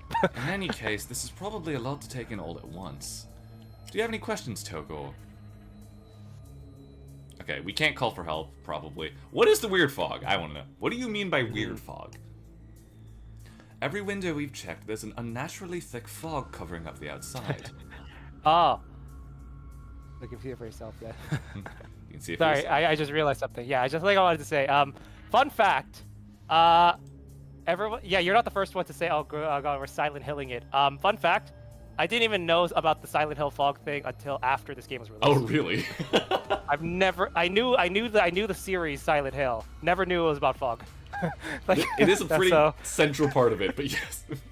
All right, there we go. That's funny coincidence, unless it's not a. Or maybe it's not relevant. Maybe. Huh. Oh yeah, there are windows surrounding the door. That fog makes it hard to tell if there are any people nearby that could hear us or call for help. It's weirdly thick and bright. Why does it make me feel so? Or is this the Persona 4 fog? This. I played Persona 4, so that's possible. Ah, there we go. What's really strange is that the fog makes it hard to tell if it's day or night. At least we have the clock here by the door, even if it doesn't say if it's AM or PM. Ding dong. Someone gotta die. Ding dong. That startled me. Oh, look, it came from the clock by the door. Looks like it's 6 o'clock. 6 o'clock. What's that scowl on your face for? Are you hungry? How much time do you think we have? How much? What do you mean? Do you think whoever trapped us here will be fine with us taking our sweet time looking for a way to escape? That's a no. Or perhaps. I don't like that you have an eyeless sprite. I'm sure all of you do, but it's... It's a staple in Danganronpa, right? Of course. Perhaps this house is in fact inescapable and will simply starve to death if we don't. I'll say something. I don't know what the something is. Hey, don't go giving up already. We haven't checked out every part of this house yet, right? Acting all smart and determined one minute, then completely detached the next. Oh, this girl's such a mess. Don't you think so too, Togor? Don't ask me for agreement. Alright, that's enough talking. We need to move. Which side are you on? I am an unrelated third party until I have a knife in my hands. Oh, awesome. Quote Faye on that, please, Chad. Oh god, this isn't gonna help the hiding the body allegations, is it? This game comes at a very strange time in my streaming. Togo, now that you're awake, you can help us look for clues. Even if we can't find a... Kevin, stop. Even if we find a way out, we might be able to figure out who's keeping us here and why. Yeah, and then we can take it to him. Or take what exactly? You know, vengeance, retribution. I mean, this person kidnapped 3 defenseless girls, trapped them in a creepy house, and is threatening to kill them all. Don't you think people like that should just drop dead? What's it gonna be, Faye? I mean, honestly, probably. Oh, interesting. If our kidnapper's serious about the writing on the door, then we need to put an end to this before anyone else becomes a victim. So that's your answer, huh? That's your answer. Interesting. Have you two been through this before? That's... I guess where both of you are coming from, but we should prioritize our personal safety. Togo, if you run into anyone suspicious, run away immediately. Right. Cecilia, that goes for you two. Yeah. Again, we're focusing on collecting information. Let's split up and investigate every room in this house thoroughly. I was in the middle of checking out the kitchen, so I guess I'll go back there. Togor, come join me if you get lonely. I'll stick on my own, thanks. Why not? You don't want to hang out with the blue girl? I am an unrelated third party for now. In that case, I'll continue investigating the rooms upstairs. Based on what I've found so far, this seems to be an ordinary house, but I wonder if this place holds some dark secret. I don't think you need to wonder if we're being real here. And just like that, they're both gone. I still have so many questions, though. Guess there isn't much else to do but join them on the investigation effort. Alright. So Cecilia went to the kitchen. Oriana went upstairs. Huh? I think that door into the stairs is a little open. Looks like a bathroom? That might be worth checking out. All of them seem promising. Guess I'll just pick wherever I want to go first. Okay, controls! Escape, right click. There's a skip button. Okay. Yep. That makes sense. Yeah, Log makes sense. Tutorial. Auto, music, help. Gotcha. The game can be played with a mouse, keyboard, or gamepad. Understood. Yep. Games. Awesome. It works now. Yeah. Escape, right click, or start will open the game menu. From here, you can save your progress and view other screens. Cool. Let's see, where should I go? Okay. I'll start with the bathroom. Yes. There probably isn't any way to escape there, but might as well see if there are any interesting clues.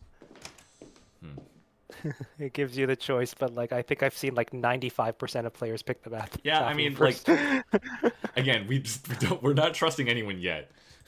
I guess that's what it is. Yeah, you guys don't trust either one. Yes, this is supposed to be a guest bathroom. There isn't much beside a sink and a toilet, but if I look carefully, I might find something interesting. Investigation time. The cursor. Okay. Ooh.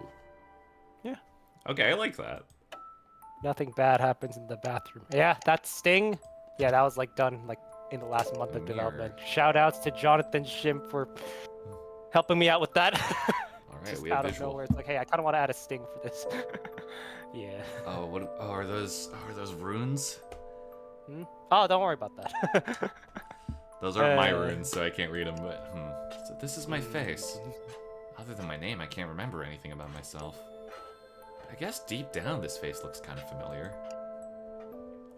And now you have unlocked your own portrait. Yay. Okay, that's enough staring. Let's keep looking. You can now see your own facial reactions to things. Yeah. This is the moment, like in a Persona game, a character goes from being rowdy young boy to character with name. Yeah, exactly. Are those... No, they're lights designed to look like table lamps.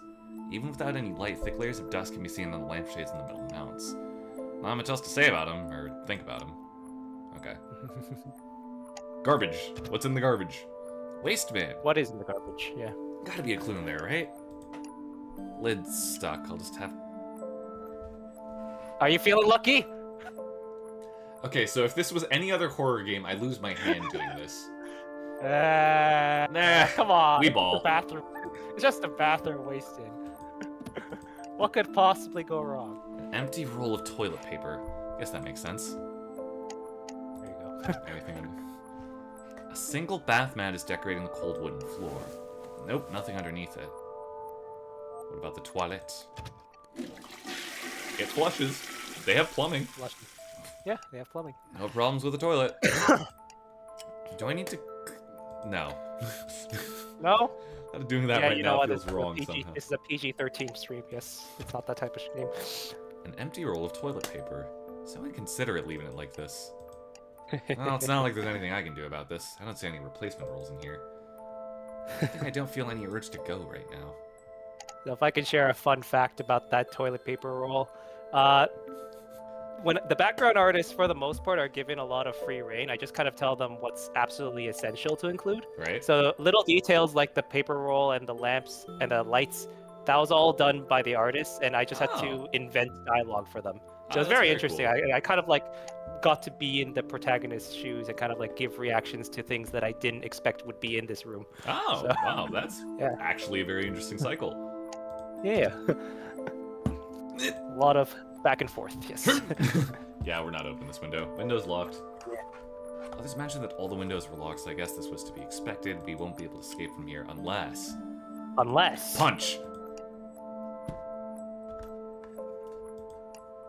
Nope. Okay, that was a mistake. Good job. Gotta try it at least, right? You Switch have doesn't to seem try, to do yes. anything. Inconvenient, but at least the window's letting in enough light for me to see everything. Soap? A soap dispenser. Soap. No label, but it smells okay enough.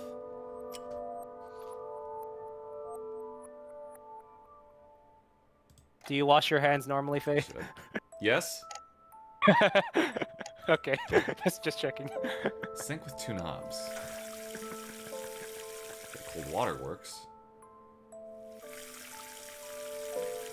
And hot water works. Nothing unusual here, I guess. Maybe I'm just wasting time here. I should end my investigation. With 91 investigation process? What am I missing? Yeah. Here. Typical bathroom towel for drying hands. It's a little damp. I guess I'm used to it recently. How much else I can do from this? Turn off the sink? Off the sink, you maniac. Turn the sink off. Sure. There we go. You happy, Kevin? Drives you nuts. Door that I came in through. Past it is the foyer.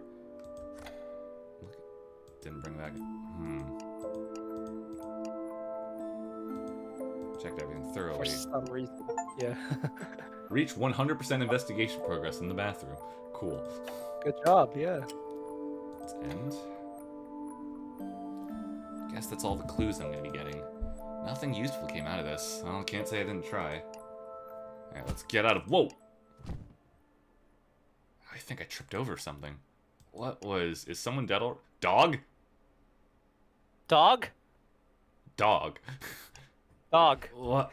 Is that a dog? Where did it come from? Does it live here? It's just sitting there, staring at me, menacingly. Ah, that, Is it good. friendly? What the I dog? feel like 30% of people say menacingly, and you can tell what generation they're from. You gotta pet the dog. It's Anyway. the rule. I agree with you, Kevin. We're petting the Do dog. you pet the dog? Oh, okay, we're petting the dog. Let's try petting it slowly now. Do we lose our hand? No, you're Pet the fine. dog. All All dogs. dogs are good dogs. Yeah. Yep. Still sitting there, not making a sound. Oh, its fur is really cold. Maybe he was playing outside. Is it dead? Outside. Wait. Did this dog come from... Whoa! Ran out? Oh, I thought it teleported. Wait, come back! It ran. Where's... There it is! What should I do?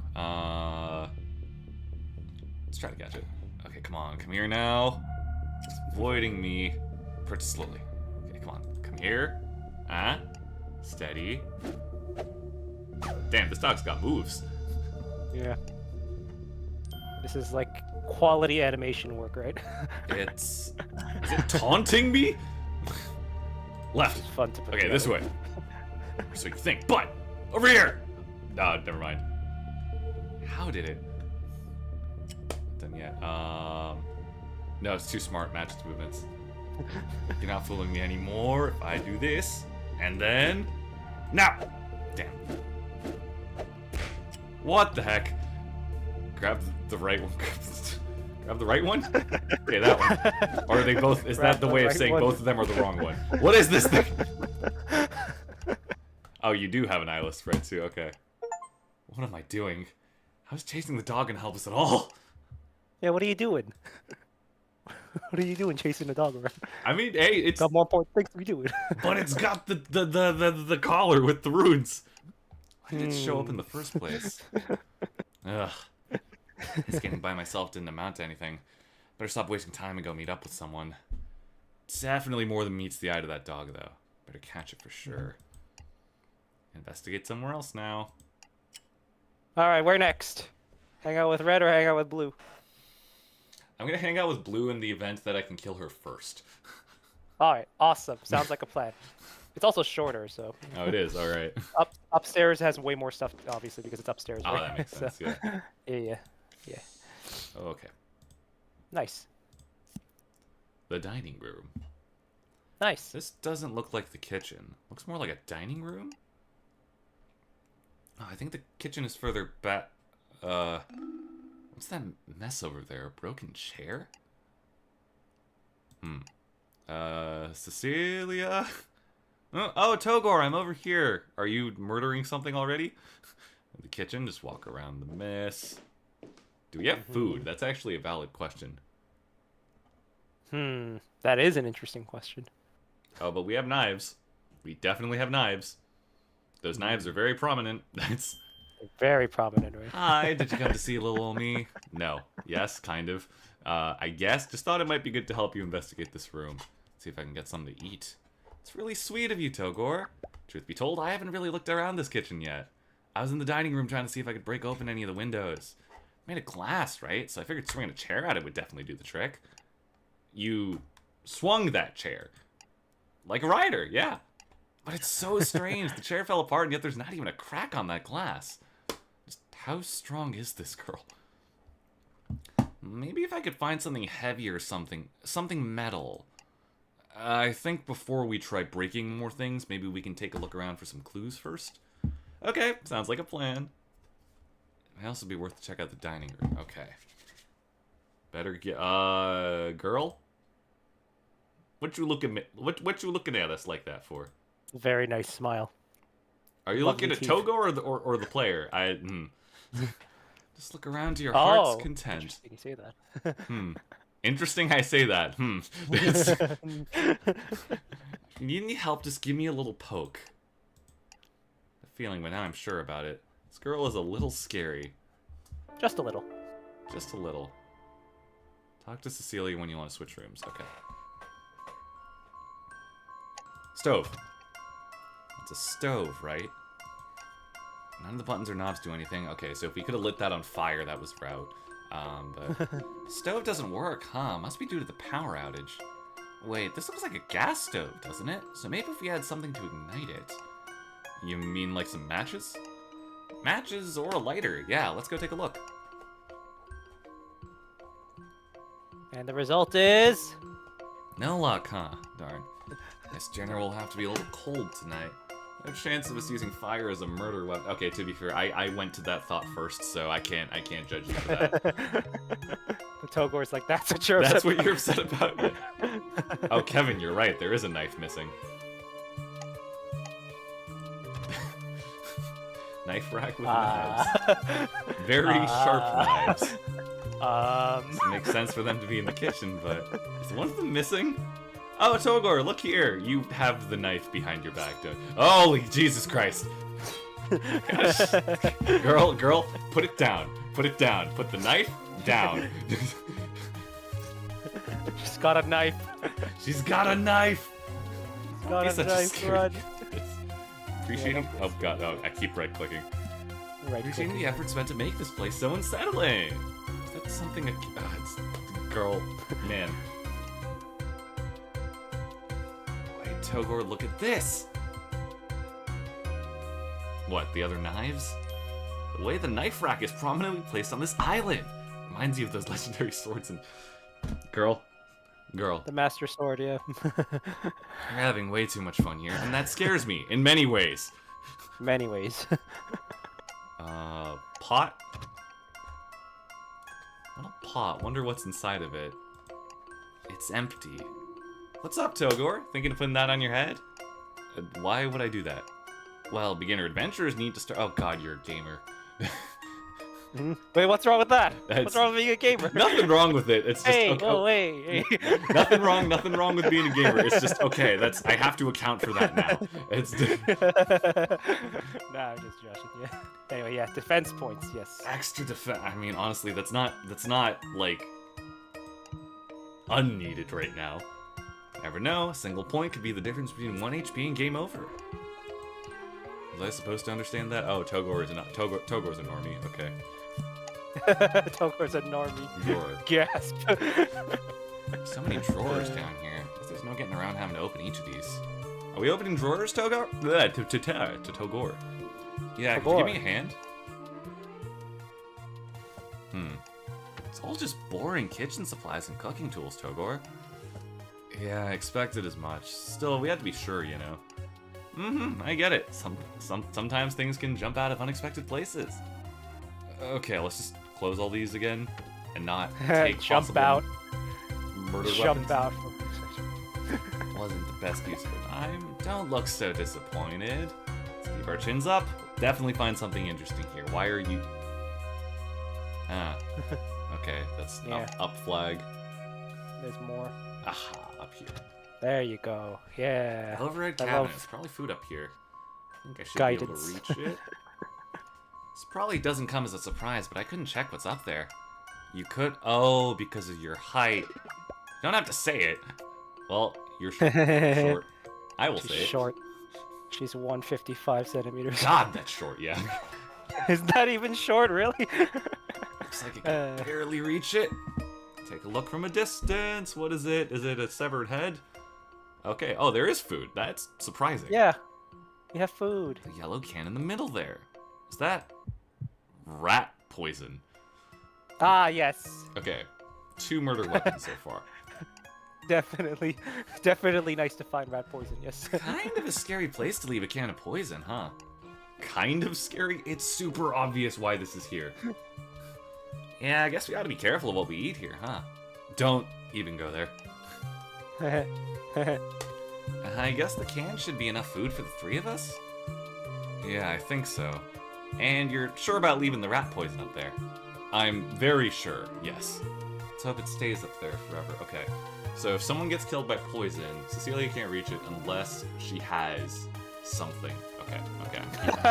It's so funny when people make that deduction because it's I didn't even consider that. Right? It's- Oh yeah, she'd be too short to reach it. That's... Oh, it's a microwave. Isn't that a microwave oven?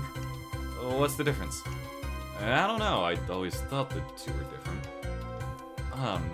Maybe they are. I don't know, Togor. At the end of the day, language is just a tool for communication. As long as everyone knows what's being talked about, who cares about the little details? God, is this gonna be the friggin' ladder from Ace Attorney? Ah, yeah, you got it. Let's go. Oh God, no! That's exactly what it This is worth is. having more than one dispute, more than one intergenerational dispute. I love that joke. There's a telephone Get his there. 37. Yeah. God. Cecilia, have you tried using that phone? Oh yeah, that's a phone too. Crazy what phones used to look like, am I right? Okay, I'm just gonna try it. Beep boop bop. You're telling me phones aren't all just rectangles? They're just various Nowadays they are. rectangles. They're barely rectangles now, if we're being real. I love the Fold. I love the Samsung Fold. I love that they're bringing back flip phones. Yes. Full Heard it circle. from me here. Any luck? Any luck? No, I think the line's cut. Makes sense. They took away our cell phones too, after all. I don't think we'll have any luck trying to call for help.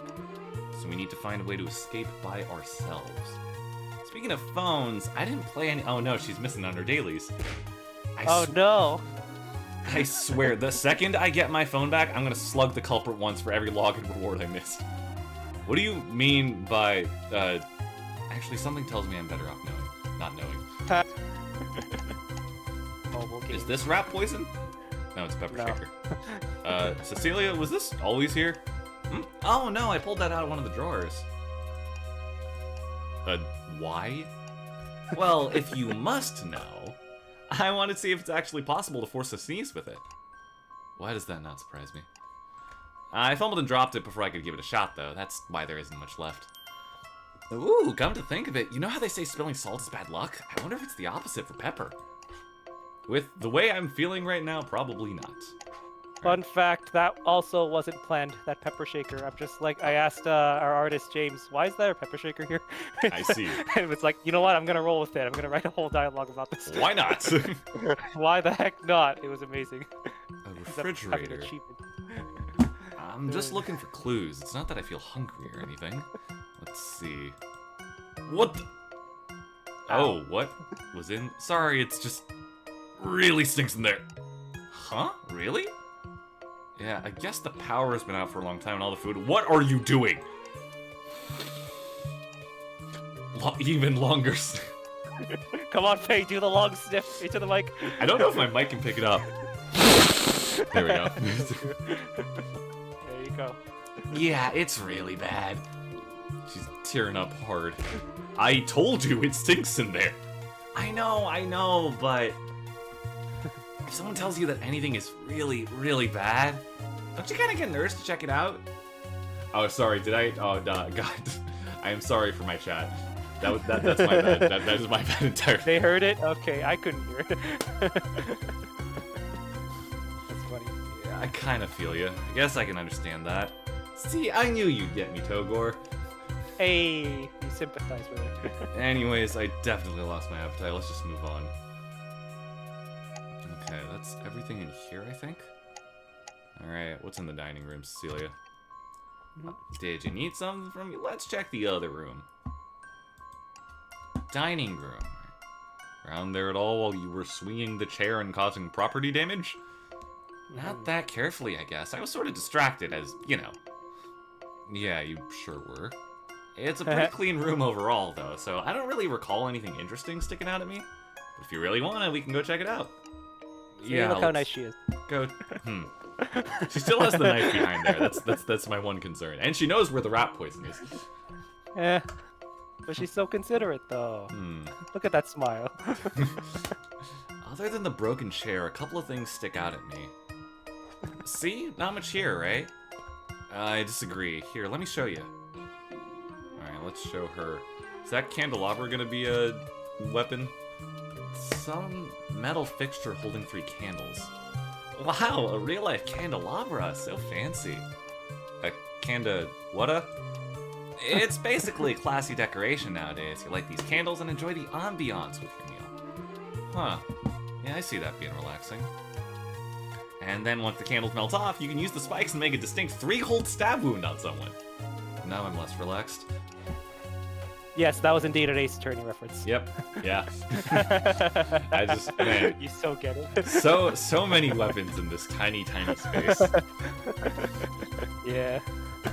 That china cabinet, from what I can see, it's filled with fancy plates and stuff. It's locked. I've never understood the point of caging away china like this. Plates are meant for eating off it, you know? But in terms of decor for a dining room, it makes sense. Food-related objects to adorn a room meant for eating food. Oh, I never thought of that. But if that's the case, couldn't you get by with using paper plates as decorations? Oh, especially if you jazz them up with some illustrations. Maybe some lace and glitter and stick them to the walls. Yeah, this could work. A paper plate themed dinner party. Creative fun for kids and easy on the wallet. Now's not the time to be planning dinner parties, Cecilia. What do you mean? Perfect I really time. like that one. I really like that one. I had a lot of fun with that one. I So it's bet just you how did. do I take it to random places? Yeah. All right. It went so random with it. Togor, did you So find something? small. I had to do 2 zooms for that one. 2 zooms for the dog. It's so small.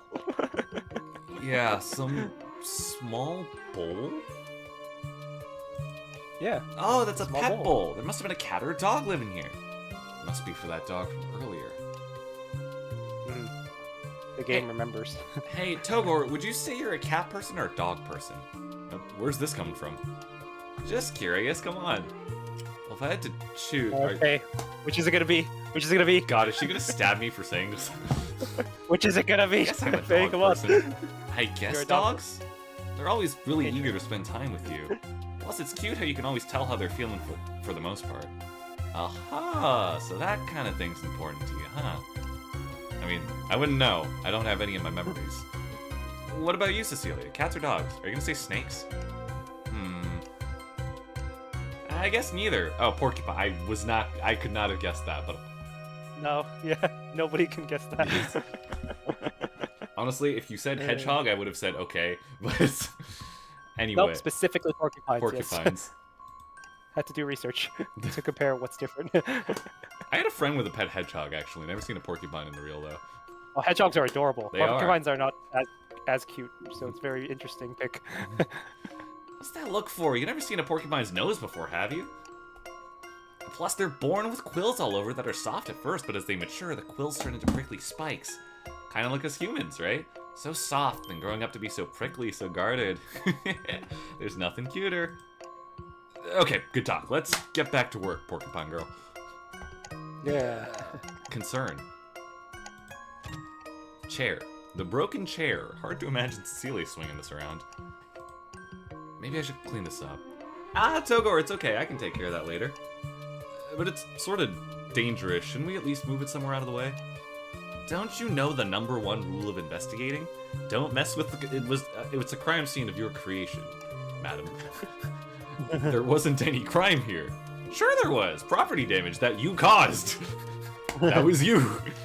Yeah, I know. That's why I need to make reparations and clean it up myself. It's hard to keep up with her sometimes. Guess I'll just leave it alone. Small flower vase. Yeah, that could be a weapon. Flower inside its wilting. Wait a second. I like how that's your first instinct to think, can I use this as a weapon? Well, okay, I need to know, like, how many avenues can I die and how many avenues can I kill them when it needs to happen? You're way more violence-minded than I went into writing this. It's so funny. The flower's artificial. Huh. Oh, you're right. If they're gonna put up an artificial flower in here, why pick one that's shaped like it's wilting? Don't ask me. Weege. We can see the kitchen from here. Are you heading back to the kitchen, Togor? No. Nope, we're staying here. Yeah. Oh, the chandelier. Oh, yeah, someone's gonna get crushed by that. What's that thing hanging above the table? Oh, you've never seen a chandelier before? It's like the fanciest form of overhead lighting, but it's real pretty if we turn it on.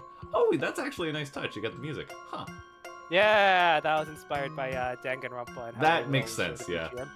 Yeah, it's a good shout out to the composers as well, because lots of people want to know what this banger track is and look it up on YouTube or on Spotify and other major music streaming platforms, by the way.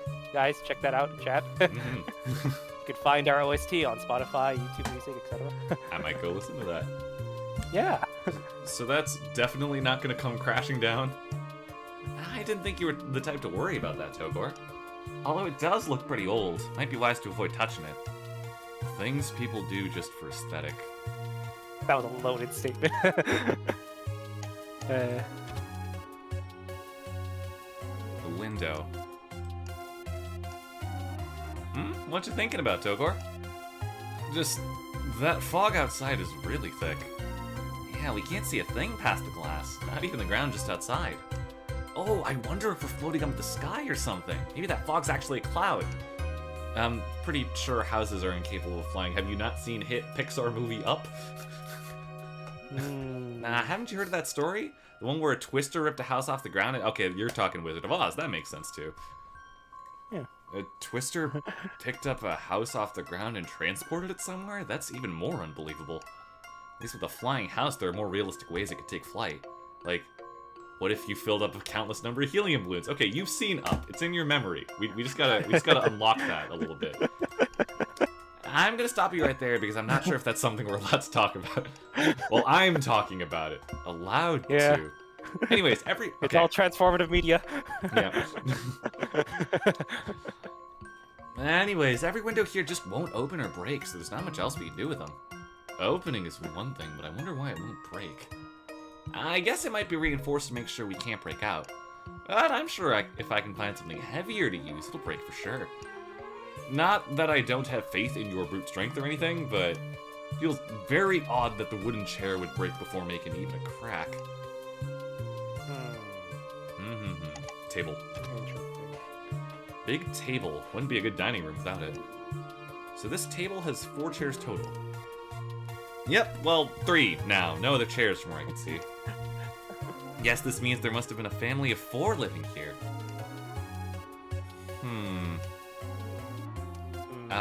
Something wrong, Togor? You're giving a simple table quite the detailed inspection. I think I mentioned this before, but there's really not that much to check out here.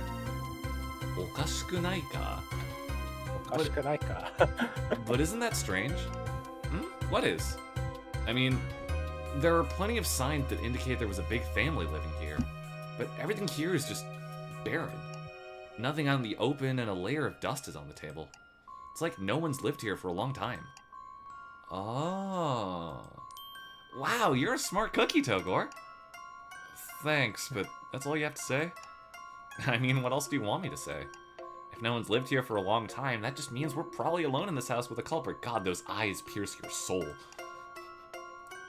I don't even notice them at all. We can't bank on the family that lived here to come to our rescue. Who knows? They might even be in on it.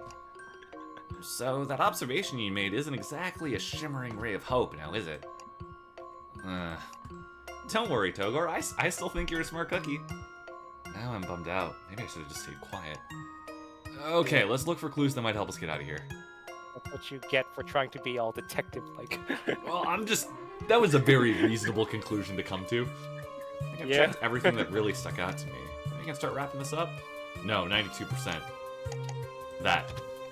There you go. Wooden fragments. It's probably safe to say these came from when Cecilia swung the chair around and smashed it. Yep.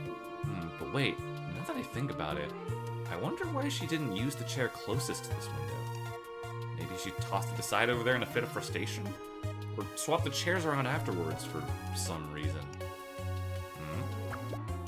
Both of those are scary images. Maybe I should let this go. That was also unplanned. That, yeah, like, I was figured. also... I told them, I got that. I'm just like, wait, now that I think about it, why aren't the fragments spread apart? You know what, I'll just run with it. Yeah, might as well. Wondering if anything comes to mind. Don't you think we checked everything worth checking by now? Unless you want to give everything a second glance. I think we should start. Okay. 95. In the interest of saving time, I would recommend not doing that. Like, yes, there's a lot of additional dialogue if you check things twice, but... I see. That 95% is bothering me. You want me to lead you There we to... go. Oh, there's one, yep. A large painting of something. Something wrong, Togor? You're staring awfully hard at that painting. And I'm just at a loss as to what this even is. I suppose it is pretty abstract. Oh, what's the first description that comes to mind? A warrior? Or maybe a bird? I see. So you're the type not to back down from violence, and your deepest wish is to take flight and be free. Sounds like you'll have an important choice to make. Why are you looking at me directly when you're sick? Come on, man. On second thought, I see nothing. Let's move on. That was also unplanned dialogue. I actually don't know what that painting is. Like, I see. I mean, I don't never really asked. know what it is either. It's in the other room, by the way. Yeah, last I room is. figured I did. Back to the Need kitchen. something. There you go. Yeah, it's very fun just getting background images from my artists, and then I'm just like, wait, what's this part? And then they explain to me, I'm just like, oh, cool, I'll good just one. write an explanation for it. Small window. Looks like it's the type to slide them down. Yeah, looks like it's not gonna budge. Really wish these types of windows were built with handles, you know? Nope. Stop right-clicking. Right click. Especially on cold and humid days, the glass gets all slippery so you can't push them all open with your palm. Huh? Can't you just tug on the frame with your fingers? Not if you care about your nails. I keep a very strict routine to make these babies shine. Right, good for you. But yeah, it would hurt if my nails got caught. I should leave this window alone. Alright. Let's end. Definitely check every little nook and cranny now. Indeed. Yeah. We are wrapping up. Yeah, I think we found everything remotely useful. Looks like that's everything covered, both the kitchen and the dining room. There really was nothing useful. Can't help but wonder if there's really no way out of this place. That our only choice if we want to escape is to really... Well, Jesus Christ! So, fun fact about that. Yeah? That originally had a noise, but then I played Doki Doki Literature Club, got too scared, so I dropped it and couldn't finish it. but I did update this scene to actually have no audio for that moment. I see. Because I noticed that was a trick that Doki Doki Literature Club did. So yeah, there you go. It's a very good pacing trick. Yeah. Keeps you on your toes. Mm-hmm. Oh, you really jumped there, Togor. Do not do that, Jesus. I thought we were... Then stop brooding already. You're gonna get wrinkles on your forehead, you know? That's the least of my problems right now. How can she be fooling around in a situation like this? Anyway, not a lot of clues overall, huh? At least we got 2 clues towards getting out of here. Wait, really? 2? What are they? The knives and the rat poison. You nailed it. Hey, come on, Togor, don't give me that look. Isn't it obvious that whoever trapped us here wants one of us to die? Since we've been given at least 2 possible murder weapons, it sure seems like they'll actually let us go if we do what they say. You're talking about killing someone here, ending someone's life. Yeah, duh. You know, I'm starting to think you don't fully understand the situation here. I don't? Togor, think about it. There's exactly 3 of us in this house. Only one of us needs to die. That means all it takes is for 2 people to agree that the third person should, well, give up on escaping, I suppose. Afterwards, those 2 people can go home safe and sound, and if anyone asks what happened... A crazy kidnapper abducted 3 innocent girls, murdered one of them. And the other 2, traumatized from the event, are unable to remember what exactly went down. Kidnappers and potential murderer remains at large to this day. And the truth behind that one girl's murder never comes to light. The end. You're not suggesting that you and I kill Oriana. Who knows? Maybe I'm just exploring a very plausible sequence of events that could occur. Do you find it interesting? If I think about it, it's a tempting idea. Nobody would find out what we'd done, but more importantly, what would happen if I refuse her offer? What should I do? What should I say? Alright, what's it gonna be, Faye? God. I don't know. Not yet. Not yet. You don't know? I don't know enough about either of you. Oh. Don't know what the right decision is here. If we can't leave without having one of us die, then... Does it have to be Oriana? Does it have to be whoever simply happened to be absent from the conversation? As a person, I don't know her at all. Does she deserve to be the one to die? Who deserves death, huh? It's easy to say that people who are genuinely evil deserve to die. In fact, our society endorses it, calls it pretty words like justice or retribution. But wanting someone to die, how different is that from actually making someone die? In some cultures, wishing death upon others is the same sin as actually killing them. So then, wouldn't those people clamoring for the deaths of others be just as evil as those they condone, or condemn? Can justice end up being evil in disguise? Then what is evil anymore? Killing people definitely makes someone evil, right? Is it not evil to kill someone who is evil? Is it evil to refuse to kill someone who is, by all definitions, evil? What are you... I don't know, the line gets blurry and confusing really fast, so I don't blame you for not knowing what to do.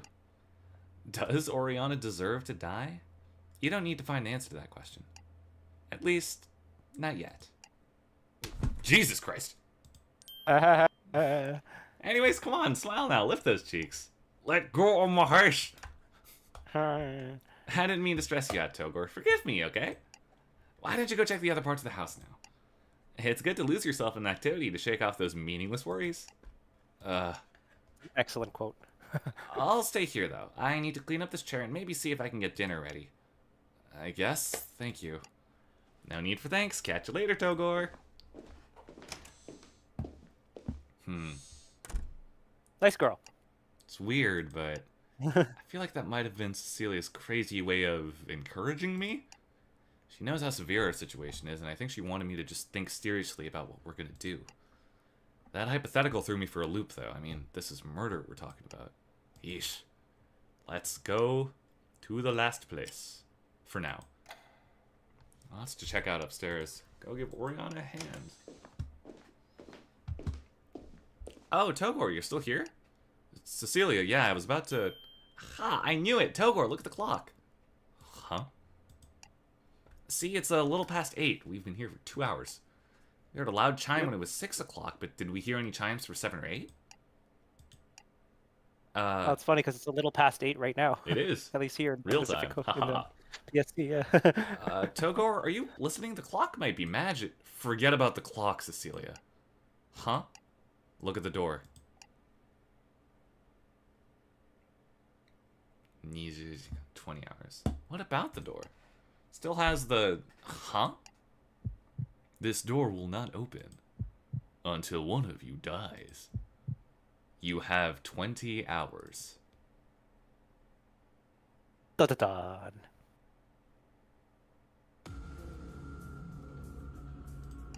That third line wasn't always there, right? Not that I'm aware of. It's definitely the first time I'm seeing it. What is this? Why are they doing this to us? I know. Isn't it wonderful? Oh man, girl. Calm. Now we know this death game is for real. If we don't kill someone real soon, we're all gonna be in big, big trouble. Have you lost your mind? Anyway, Togor, considering the time, let's have dinner now. Dinner? How can you be thinking about dinner when... Togor, relax. It's not like the door is saying we have 20 minutes or something. Let's all gather in the dining room for dinner and talk about what our plan is going forward. She's got a good point. We really need to talk about what that message update could mean. Is Oriana still upstairs? Boy, she's a hard worker, huh? Or maybe she's sleeping in one of the bedrooms? I wouldn't be able to tell you. I haven't checked upstairs yet. I'll go fetch her. You go ahead to the dining room and wait for us. If one of you comes back dead, I swear. Guess I'll have to check the rest of the house another time. Depressing note to invent an investigation on. Yeah. Even though I woke up only a couple hours ago, I feel so drained. Off to the dining room. Where we kill people with rat poison. I don't know. She still hasn't cleaned up that chair.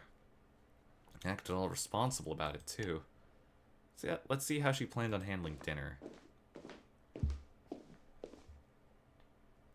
Well, at least it looks like she got the canned food open. Wait. Did she just stab them repeatedly with a knife? Well, if you don't have a can opener, that's not a terrible approach. Togor? Yes, it is not. Ah! Oriana, you surprised me. Right back at you. What do you think you're doing? I was just looking at the food. Where's Cecilia? I thought she was right behind me. I guess something upstairs must have caught her attention. Oh. So I saw the door. Yeah. It wasn't you, right? Of course not. I figured as much, then that means... Also, care to explain that broken pile of wood in the other room? Oh, yeah, the broken chair. That was Cecilia's doing, wasn't it? Yeah, good guess. There was no guesswork needed. Oh, that little imp. And is that supposed to be the dinner Cecilia wants us to eat? I mean, it all smells okay. I guess you couldn't find a can opener. Unbelievable. I'll go put these on proper plates. In the meantime, can you clean up that mess in the other room? Okay, sure. Guess it's up to me to clean this up after all. Where the heck did Cecilia run off to?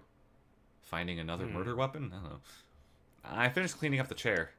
Good work. I'm just about done here, too. This is awkward. So, did you find anything interesting upstairs? Interesting. Like, any useful clues or a way to escape? No. I see. She's really wary of me, but I guess we are strangers to each other. I'm back! You guys didn't start without me, right? Another scare, my poor heart. My poor whittle heart.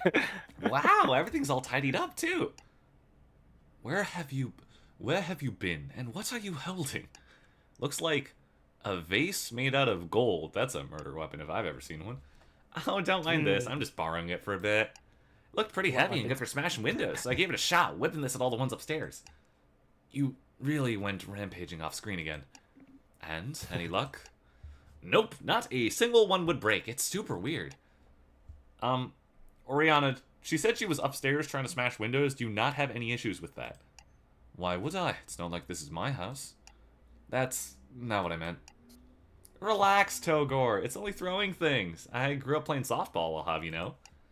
If you put up your hoodie, I could whip this thing and knock it clean off without even grazing your hair. Please, do not.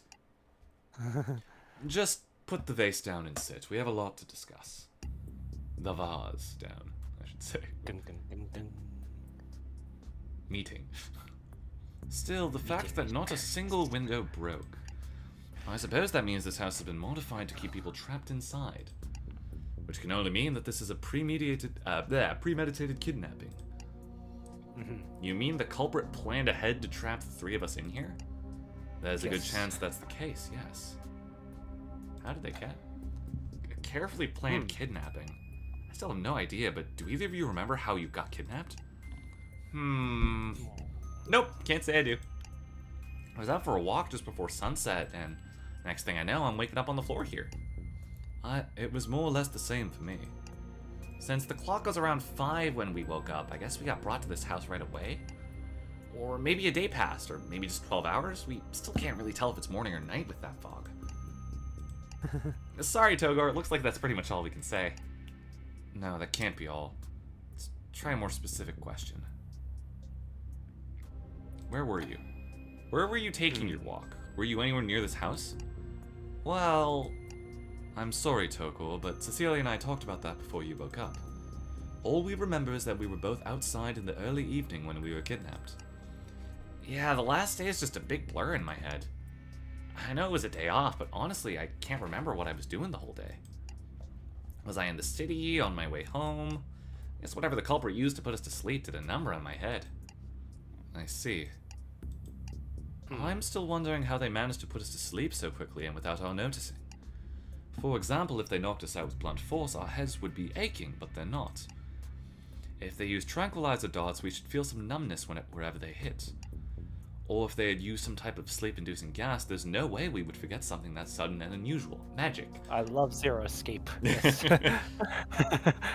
You've certainly thought this through. And yet here we are without any injury or memory of how we came to be here. Well, in my case, I just don't remember anything at all. Anyways, it's safe to say that the culprit put each of us to sleep using the same mysterious method.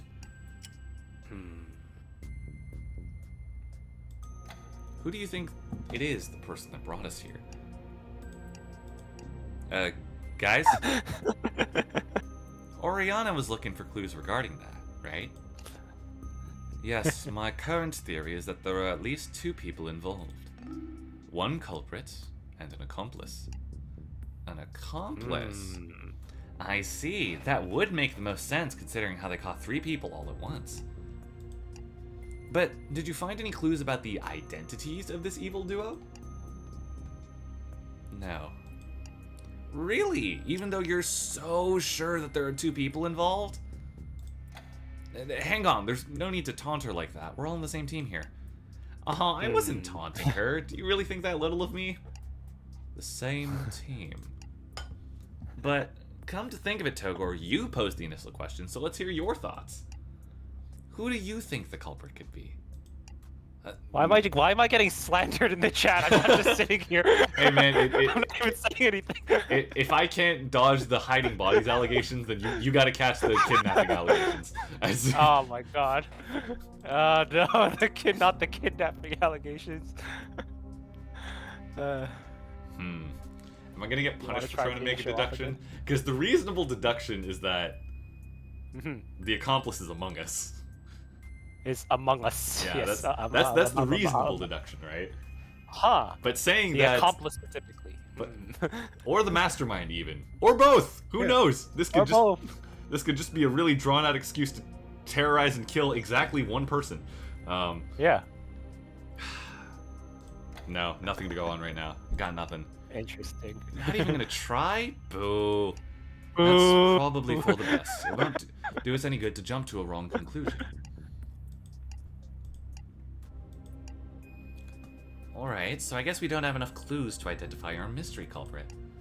Let's try a different angle. I enjoy ellipses. Don't judge me. I just No, the enjoy ellipses are good. silence.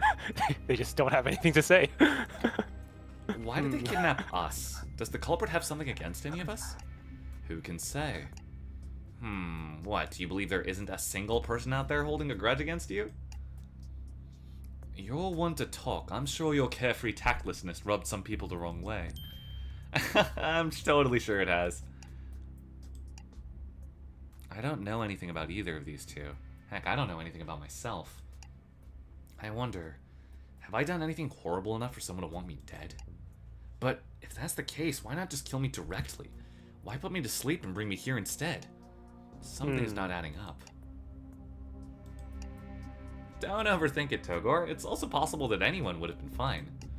And we simply happen to be the first couple of targets they spotted up along the street. But I suppose the fact that they targeted exclusively girls is telling. This whole situation might just be the culprit acting out some weird fetish. There's that tactlessness again. On that note, actually, something's been bothering me for a while. And what's that? The fact that this all ends when just one of us dies. Why only one of us? Why isn't it a last one standing gets to leave kind of game? What are Very you... good question. Isn't it obvious? There's something that can only happen with that rule in exactly 3 people. 2 of us could collude and kill the 3rd person in order to escape. That's... So Rihanna realized that too. Something on your mind, Togor? No, I was just... Don't tell me you didn't realize that until now, Togor. I mean, that's crazy. Yeah, it's crazy. Like, where's the fun in that? At least with a free-for-all, everyone has a fair shot at winning. That's not what I... But if only one of us has to die, this can all end pretty quickly. Togor and I even found some potential murder weapons, remember? I'm still particularly fond of the knife. Cecilia, please. But sheesh, now that we got that out in the open, doesn't it feel way more tense in here? We can't split up anymore. 2 of us could rendezvous and agree to kill the loner. Heck, there doesn't even need to be collusion. Any of us could just straight up murder someone right now. After all, only one of us needs to die, so whoever doesn't get killed only stands to benefit from enough. You, even if you're only saying the truth. Oh, hello, little Miss Puppeteer sister. Hello, how you doing? There's some things you just don't say, Cecilia. Well, was she wrong? You're right, that wasn't fair. That's enough stress as it is, right, Togor? Yeah. Anyways, phew, we've been talking for a while. What do you guys think? Have we covered everything? I think I'm afraid to ask anything more. We've been talking a lot about our culprit for the most part, but let's be real here. Does it really matter who the culprit is? There are no other exits beside that door, and now we have a 20-hour clock literally counting down to our doom. Why don't we stop wasting time and cut to the chase? Togor? What? Weren't you listening? I said let's cut to the chase. Who do you think should die here? What's it gonna be?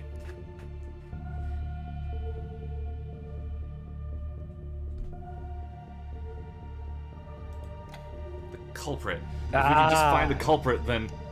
Enough about the culprit, Togor. Were you not paying attention? We have no clues on who the culprit is or where they could be, and even if we did, it doesn't matter. Do you really think we can all stay calm and settled for 20 whole hours? Instead of waiting anxiously for the culprit to come and kill us all, or for one of us to panic and kill someone, wouldn't it be merciful to just decide who dies now? That's...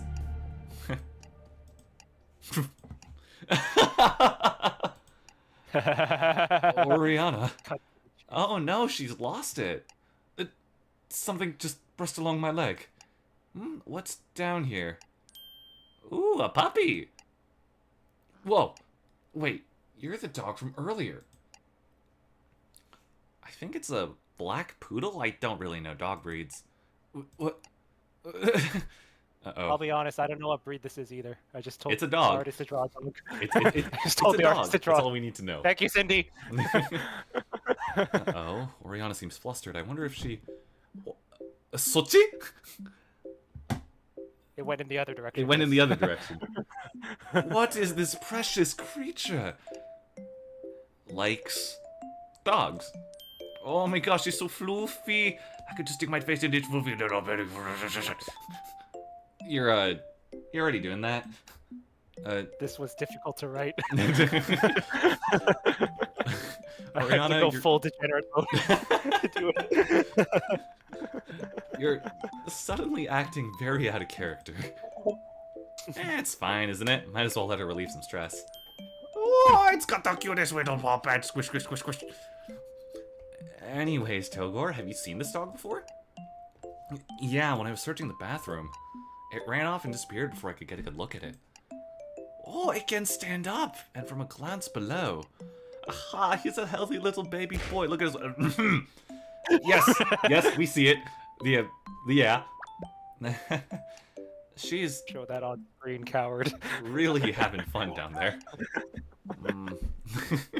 I guess that dog's here right now because it's looking for food. The pet bowl is right over there, after all.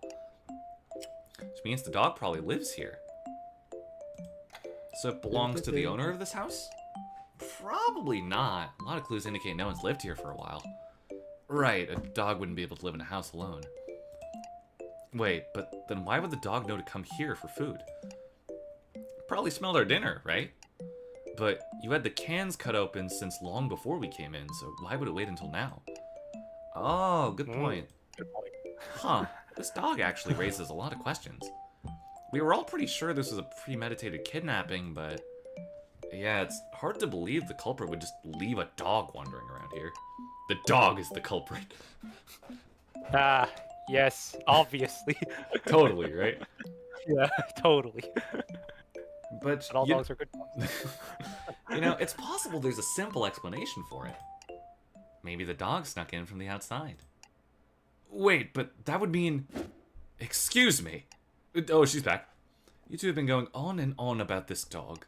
But isn't it rude to keep calling him the dog and not use his name?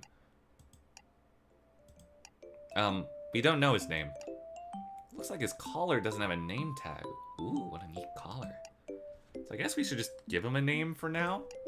Ooh, how about Cerberus? He looks like a powerful little guard dog, don't you think? That might be a little cringy. What kind of a cringy name is that? That's unacceptable for a cutie patootie like him. A creature with such magnificent, floofy fur should be given a name befitting its charm and elegance. That's why his name can only be Shaggy. Not that I'm one to judge, but both these two are awful at picking names. Just awful. Awful. Where's the elegance in that name? Did rubbing your face in that dog's belly rub out your brain cells? It's more elegant than what you came up with. Why is your head only filled with violence?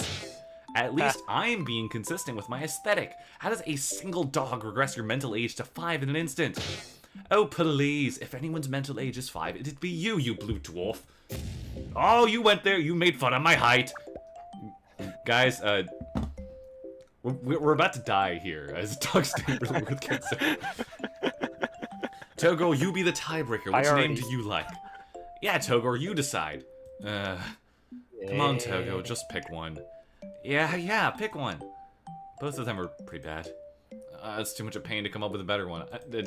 Fine, let's go with... I'm gonna put this to a chat vote. Yeah, you know what? Good call. Chat vote. Do we want Cerberus or Shaggy? What are we thinking?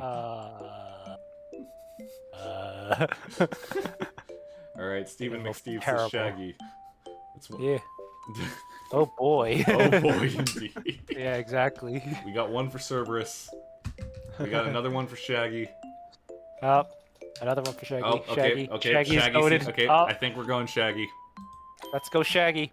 Good choice, Togo. Yay. Welcome to the family, Made Shaggy. Oriana happy. Aw, seriously, Togor? You don't think that's super lame? Calm down, it's Cecilia's just a temporary name. Anyway, should we actually start eating dinner now? Oh, and I guess we should make something for Shaggy, too. Yep, I think I remember seeing some dog food in the kitchen drawers. I'll go get it. BRB. Wait, let me do it. I want to do it pretty please. And she goes. Fun fact. Shaggy I was only thinking about the shagginess of the fur. I actually didn't think about Scooby-Doo. You didn't click Scooby-Doo, really? Way later. Man. But then getting dog food for Shaggy, it's like, oh my god. I'm only realizing that now. Yeah, this game surprises even me sometimes. It's a relief that Shaggy came in when he did, but we never really landed on what we're gonna do about this situation. Yeah. Is there really no other option? Does one of us have to die here? Oh, I'm beat. Let's call it a night, everyone. Huh? I agree. We haven't searched for that long, but I can tell everyone's feeling tired, especially Togo. It would be more efficient to get some sleep and try again in the morning.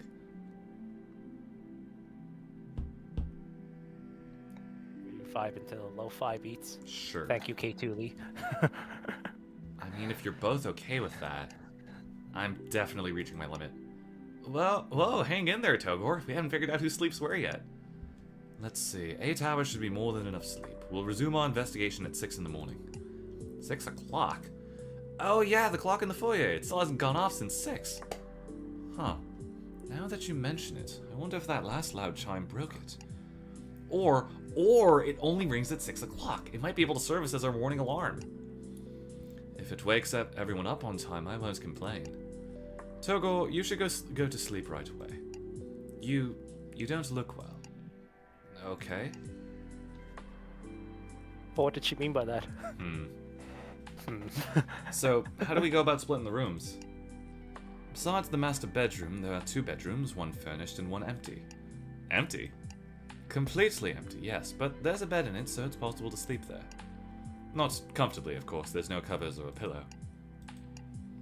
Want to do rock, paper, scissors for the master bedroom? That's fair. Sure, I guess. Up to fate. Okay, rock, paper... Are you feeling lucky? I am a rockhead. Are you feeling lucky? You are always rock? Okay. Oh, I lost. We both played scissors, so it looks like Togo gets the master bedroom. Oh! Face the chair. I believe in the rock. Yeah. Alright, now let's play for the furnace bedroom. I don't mind either way, but fine. Rock, paper, scissors, shoot! Yes, I win! Sore loser, huh? Crap, I said that out loud. You said you didn't mind either way. I don't. I'm perfectly fine using that room. But then there's no covers or a pillow. Will you be okay? Right, there's no... well, I'll be sleeping with Shaggy anyway, so I'll have no trouble staying warm. He's not very big, you know. Plus, he's cold to the touch. I mean, his cute and cuddliness will keep me all worked up and warm. Wait, that sounded kind of... Yeah. Don't laugh! Alright, let's get ready for bed. Alright, are we gonna have some messed up dream? Is this really alright? Maybe. I can't shake this feeling that something will happen tonight. But I'm so tired. We'll investigate again in the morning, provided one of us isn't already dead. Nah, it should be fine. We'll hear the alarm. We'll hear the clock anytime now. Hey. Rick. Awake? Togor? Is that Cecilia? There we go, Togor. Hi, how do you feel? How do I... Wait, is it 6 o'clock? Nope, it's still the middle of the night, but I just thought you should know. We can escape now. What? Well, I guess not right now, but very, very soon. Come on, follow me. Wait, no. Is this what I think it is? Well, I mean, thanks for not killing me in my sleep, but... right this way. This is Oriana's room. Ready? Ta-da! What did you mess her up with? Knife, poison, chair, strangle? So many options. Where's Oriana? Oriana? Okay, she's not dead yet. Oriana! She's tied up in a gag... The towel? How did you get her to... What are you made of, girl? Okay. I was actually planning to finish this quickly, but then I figured that you should be a part of it. A part of it? Yeah, you know, killing Oriana. I mean, come on, this is so simple. We just play by the rules and we get to escape. Easy peasy. Easy peasy. Cecilia, how could you do something like this? What's wrong, Togor? Don't you feel surprised by this? Perhaps even a little disgusted. What? Ooh, it looks like you're very disgusted, but I have some very good news for you. Togor, you're a good person after all. What are you... I mean, I don't know if you talked with Oriana while I was somewhere else, but as far as I know, you never wished for anybody to die here. And your reaction to all this tells me that you don't find this sort of action to be justified. So even in this crazy situation with everything so perfectly set up for you, you still wouldn't wish for someone to die. How righteous of you. What the hell are you talking about? You know, I have nothing against Oriana. She has traditional ideals and an uptight sense of justice that I can find a little cringy at times, but she's a good person. The thought of killing someone to escape this place never once passed her mind. Truly, she is the last person in the world who deserves to die. And that's exactly why she's here now, moments before this blade ends her life. Cecilia. But, depending what you do now, we'll find out if I truly am the sole evil of this group. What are you talking about? I'm gonna ask you to make a decision. Yes, decision. Yep. I'm gonna ask you to choose one of two options. The first option is you turn away and let me kill Oriana. The second option is you take this knife and kill her yourself. Well, what do you think, Togor? You have no idea how excited I am to hear your answer. Come on, Togor, don't keep me in suspense. Oriana, what will you choose? Can we stop her? What will you choose? What will you choose? I mean, do you want to try? I feel like we're dying, but let's try it. No. This ends now. Give me the knife, Cecilia. We're not killing anyone. Interesting. So that's your answer, huh, Togor? Give me the knife. Even when the situation before you is set up perfectly like this, you chose to stop me. You chose to prolong our hell. Give me the knife. Togor? No. Stranger. You no longer interest me. I said yeah, we're dying for that. I figured we were, but there was no way it wasn't going to end in that. Well, you're fine. First death being me is fine, I think. What happened? It's so dark. I feel so weak. Oh no, you're fine. That's so weak. Smell blood. Oh god. See something. Is that Oriana? No. I'm on the floor. Stench of blood is dripping blood. It's reaching my face. It smells so strong. I think I'm gonna be sick. Oriana, I couldn't save you. I'm sorry. Dang. Oriana's dead. How could you do this, Faye? Kaosendo. Kaosendo. Okay. Yeah. Man, that could have ended better, I think. Probably. But wait, what is that? What is that? Oh ho.